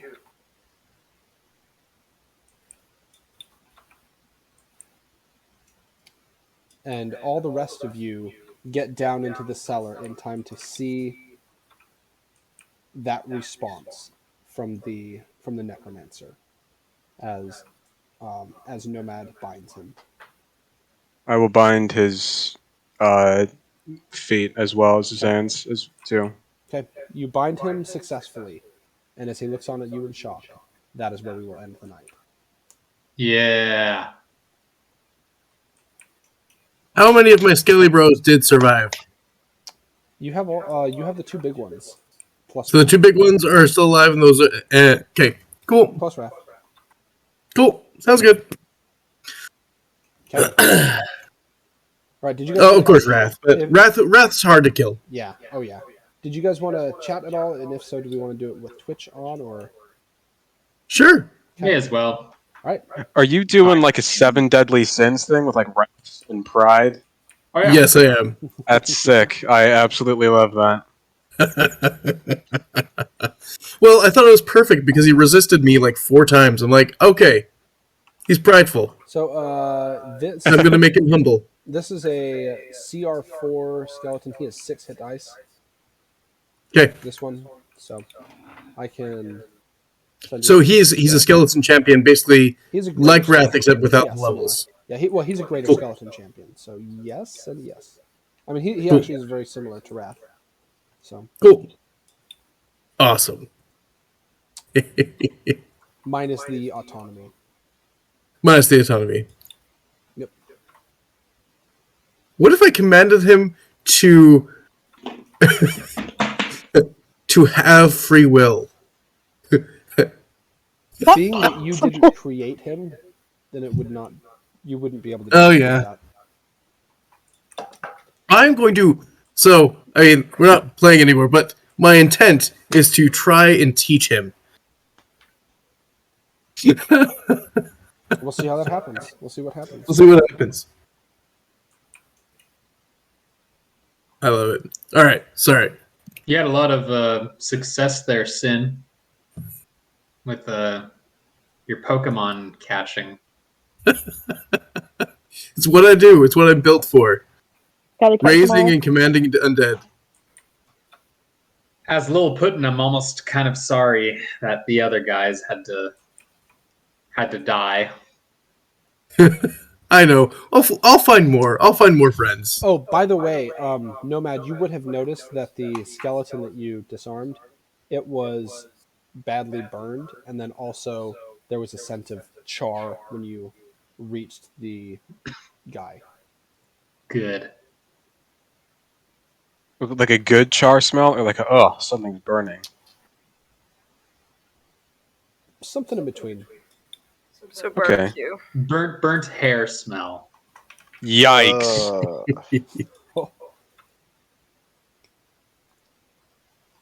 I also thought it was really funny that they did that 2 skeletons only did 11 damage to me. I mean, yeah. Those skeletons are, I think, just CR2. I was like, wait, Wrath could take half that damage from me. I'm like, there's no point. There would have been if those other 5 got to you. Yeah, it would have been. So the one is 3 hit dice, the other is 6. Although those 5 were pretty weak as well. Obviously, they just being close-ish to that fireball, they all just with only taking with given the circumstances, they had an automatic save and they still died. So wait, out of curiosity, Jasper, what are you? What kind of question is that? That's so. I don't know if that's racist or prejudiced You or just- what, you but just- that's just. It's all of those. You Horrible can't just person. ask people why they're Where are you white. from? No, I mean, like, where are you really from? Why are you white? It's not a Mean Girls thing. You can't just ask people Yeah. why Yep. they're white. What am I? Yeah. He's human, obviously. Gosh. I think Taggart's character description goes into it pretty well. Yeah. He's a white human. Edgelord Supreme. Edgelord Supreme is that what it says? That's it. Yeah. Definitely not an edgelord. A But wizard reserved, who seems sure. intent to keep to himself. Reserved Lord. Reserved lord. He is a wizard who seems to keep to himself, but also is missing a leg. That is. Wizard. Well, he keeps as much to himself as he has left. He doesn't really keep his left leg to himself. Right. He's Honestly, not really a sure what that is, peg-legged even. like pirate wizard sounds pretty epic. Yeah, maybe I should go for the pirate accent or like some deep Arrgh. pseudo Cockney accent. Or like maybe you should just mix. Just don't change accents halfway through the campaign. That'll be Switch the accent every Oi, single look, I'm session. gonna beat you with a bleeding firebolt, and no, it's not gonna work. I'm not gonna do that. I'll stick to the pseudo Matthew McConaughey. By the way, Malef, I presume that you're still maintaining that boiling blood. Yeah, I would have been Good. maintaining that the entire Yeah. time. Good. Until Very we got a quickly, hold this of guy him. is going to become noticeably and obviously uncomfortable, and periodically groaning. And he is warm to the touch, like very warm to the touch. I'm surprised it only does 1 fire damage per round, but I guess technically What? it does 1 fire damage per round. But the duration is concentration plus 1 round per level. So, being that she's level 6, she can hold it as long as she wants, plus 6 rounds. Like a Yeah, I crappy like witch that it's bolt. like Yeah, so it's Yeah, like in the heat of battle, it's not super effective. I mean, you can get though 1 person per 3 levels. So If there are abilities where you're able to regenerate so long as you haven't taken damage in a turn, I can see the use of boiling blood. If that isn't a thing in Pathfinder, I mean, wait, say that again. But you have to maintain that, though. What's Yes, going to you be have better, to casting maintain- 2 fireballs or burning blood and maintaining that for 1 damage? It really It could is be a gonna great depend on torture technique. circumstance. Yeah, exactly. It's going to be different I circumstances. mean, that was the whole reasoning behind it. The whole Oh. reasoning was to just annoy him. Well, that's going to as work. much as- I think it's not really going to annoy him because that's going to hurt. Really Well, bad. and there was also another use. If it weren't for the silence, if you turned invisible, you'd be able to hear him screaming from that. And yeah, so it's not a useless spell. Don't get me wrong, but yeah, it's. I do wish it was a little bit more damage though for what it did, but Yeah. Mhm. It is Not all spells are definitely- for combat though. Yeah. Well, that's definitely one of the I'm- things I'd like to be focused on. Is just because we're in combat doesn't mean you have to be always combating things the same way.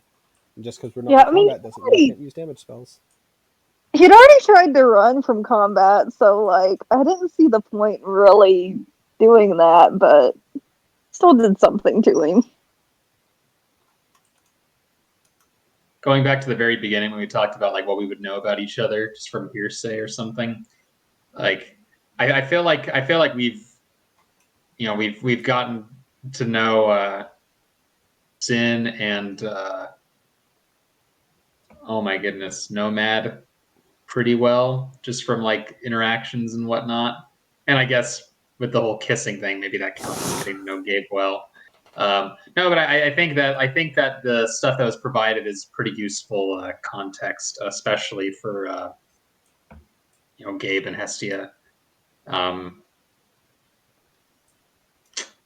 Maleth. You'll always be the Dampier zombie that I hate. But that's okay.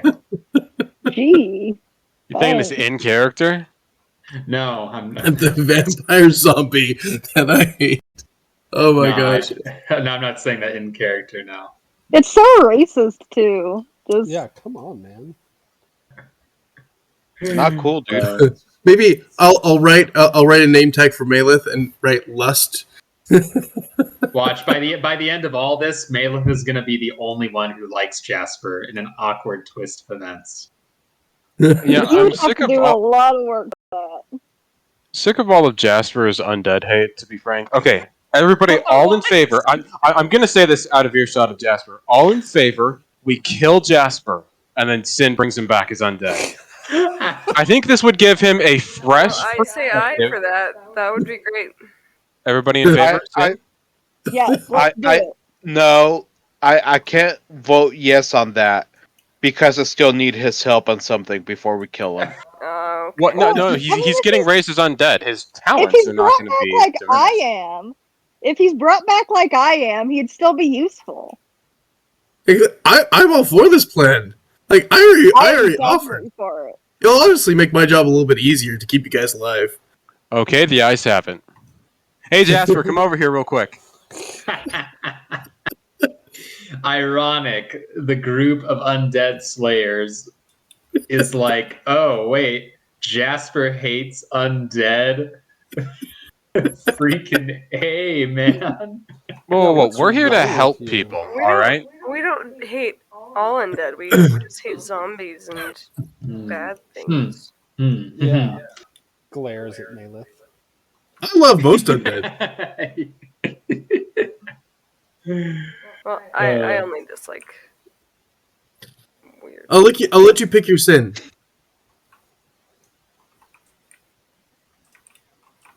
I don't know. The cool ones are already Prejudice. taken. Pride. Yeah, prejudice. Any other Prejudice. chat stuff that we want to take care of in character or just out of Oh character stuff? no, prejudice would be great. Pride and Prejudice and zombies. Yes. Alright, I'm even more for this plan. All right, so All right, Rat's if- gonna all right, you- Rat's gonna make an I would attack pick roll Envy. against How about that? Rat's gonna make an attack roll against Jasper. That's a 32 to hit. We're not actually doing And- this, are we? All right. No. I'll go 2. Okay, that's a We're- 28 to hit. There. And that's 27 damage. Okay, if we're doing this, we need to do this next time. Okay, Gabriel's actually pretty against this. All right, and that's a 14 from me. All right. Wow, we both rolled really high. I am gonna end the Twitch. Good. Gabriel is so Or against it, This confusing but last part he's is not canon. This is It this didn't- is as It canon. didn't happen. And if I lose any Twitch viewers, we didn't want them for this, even if they disagree with me. This is as canon as the Disney Star Wars movies. No canon.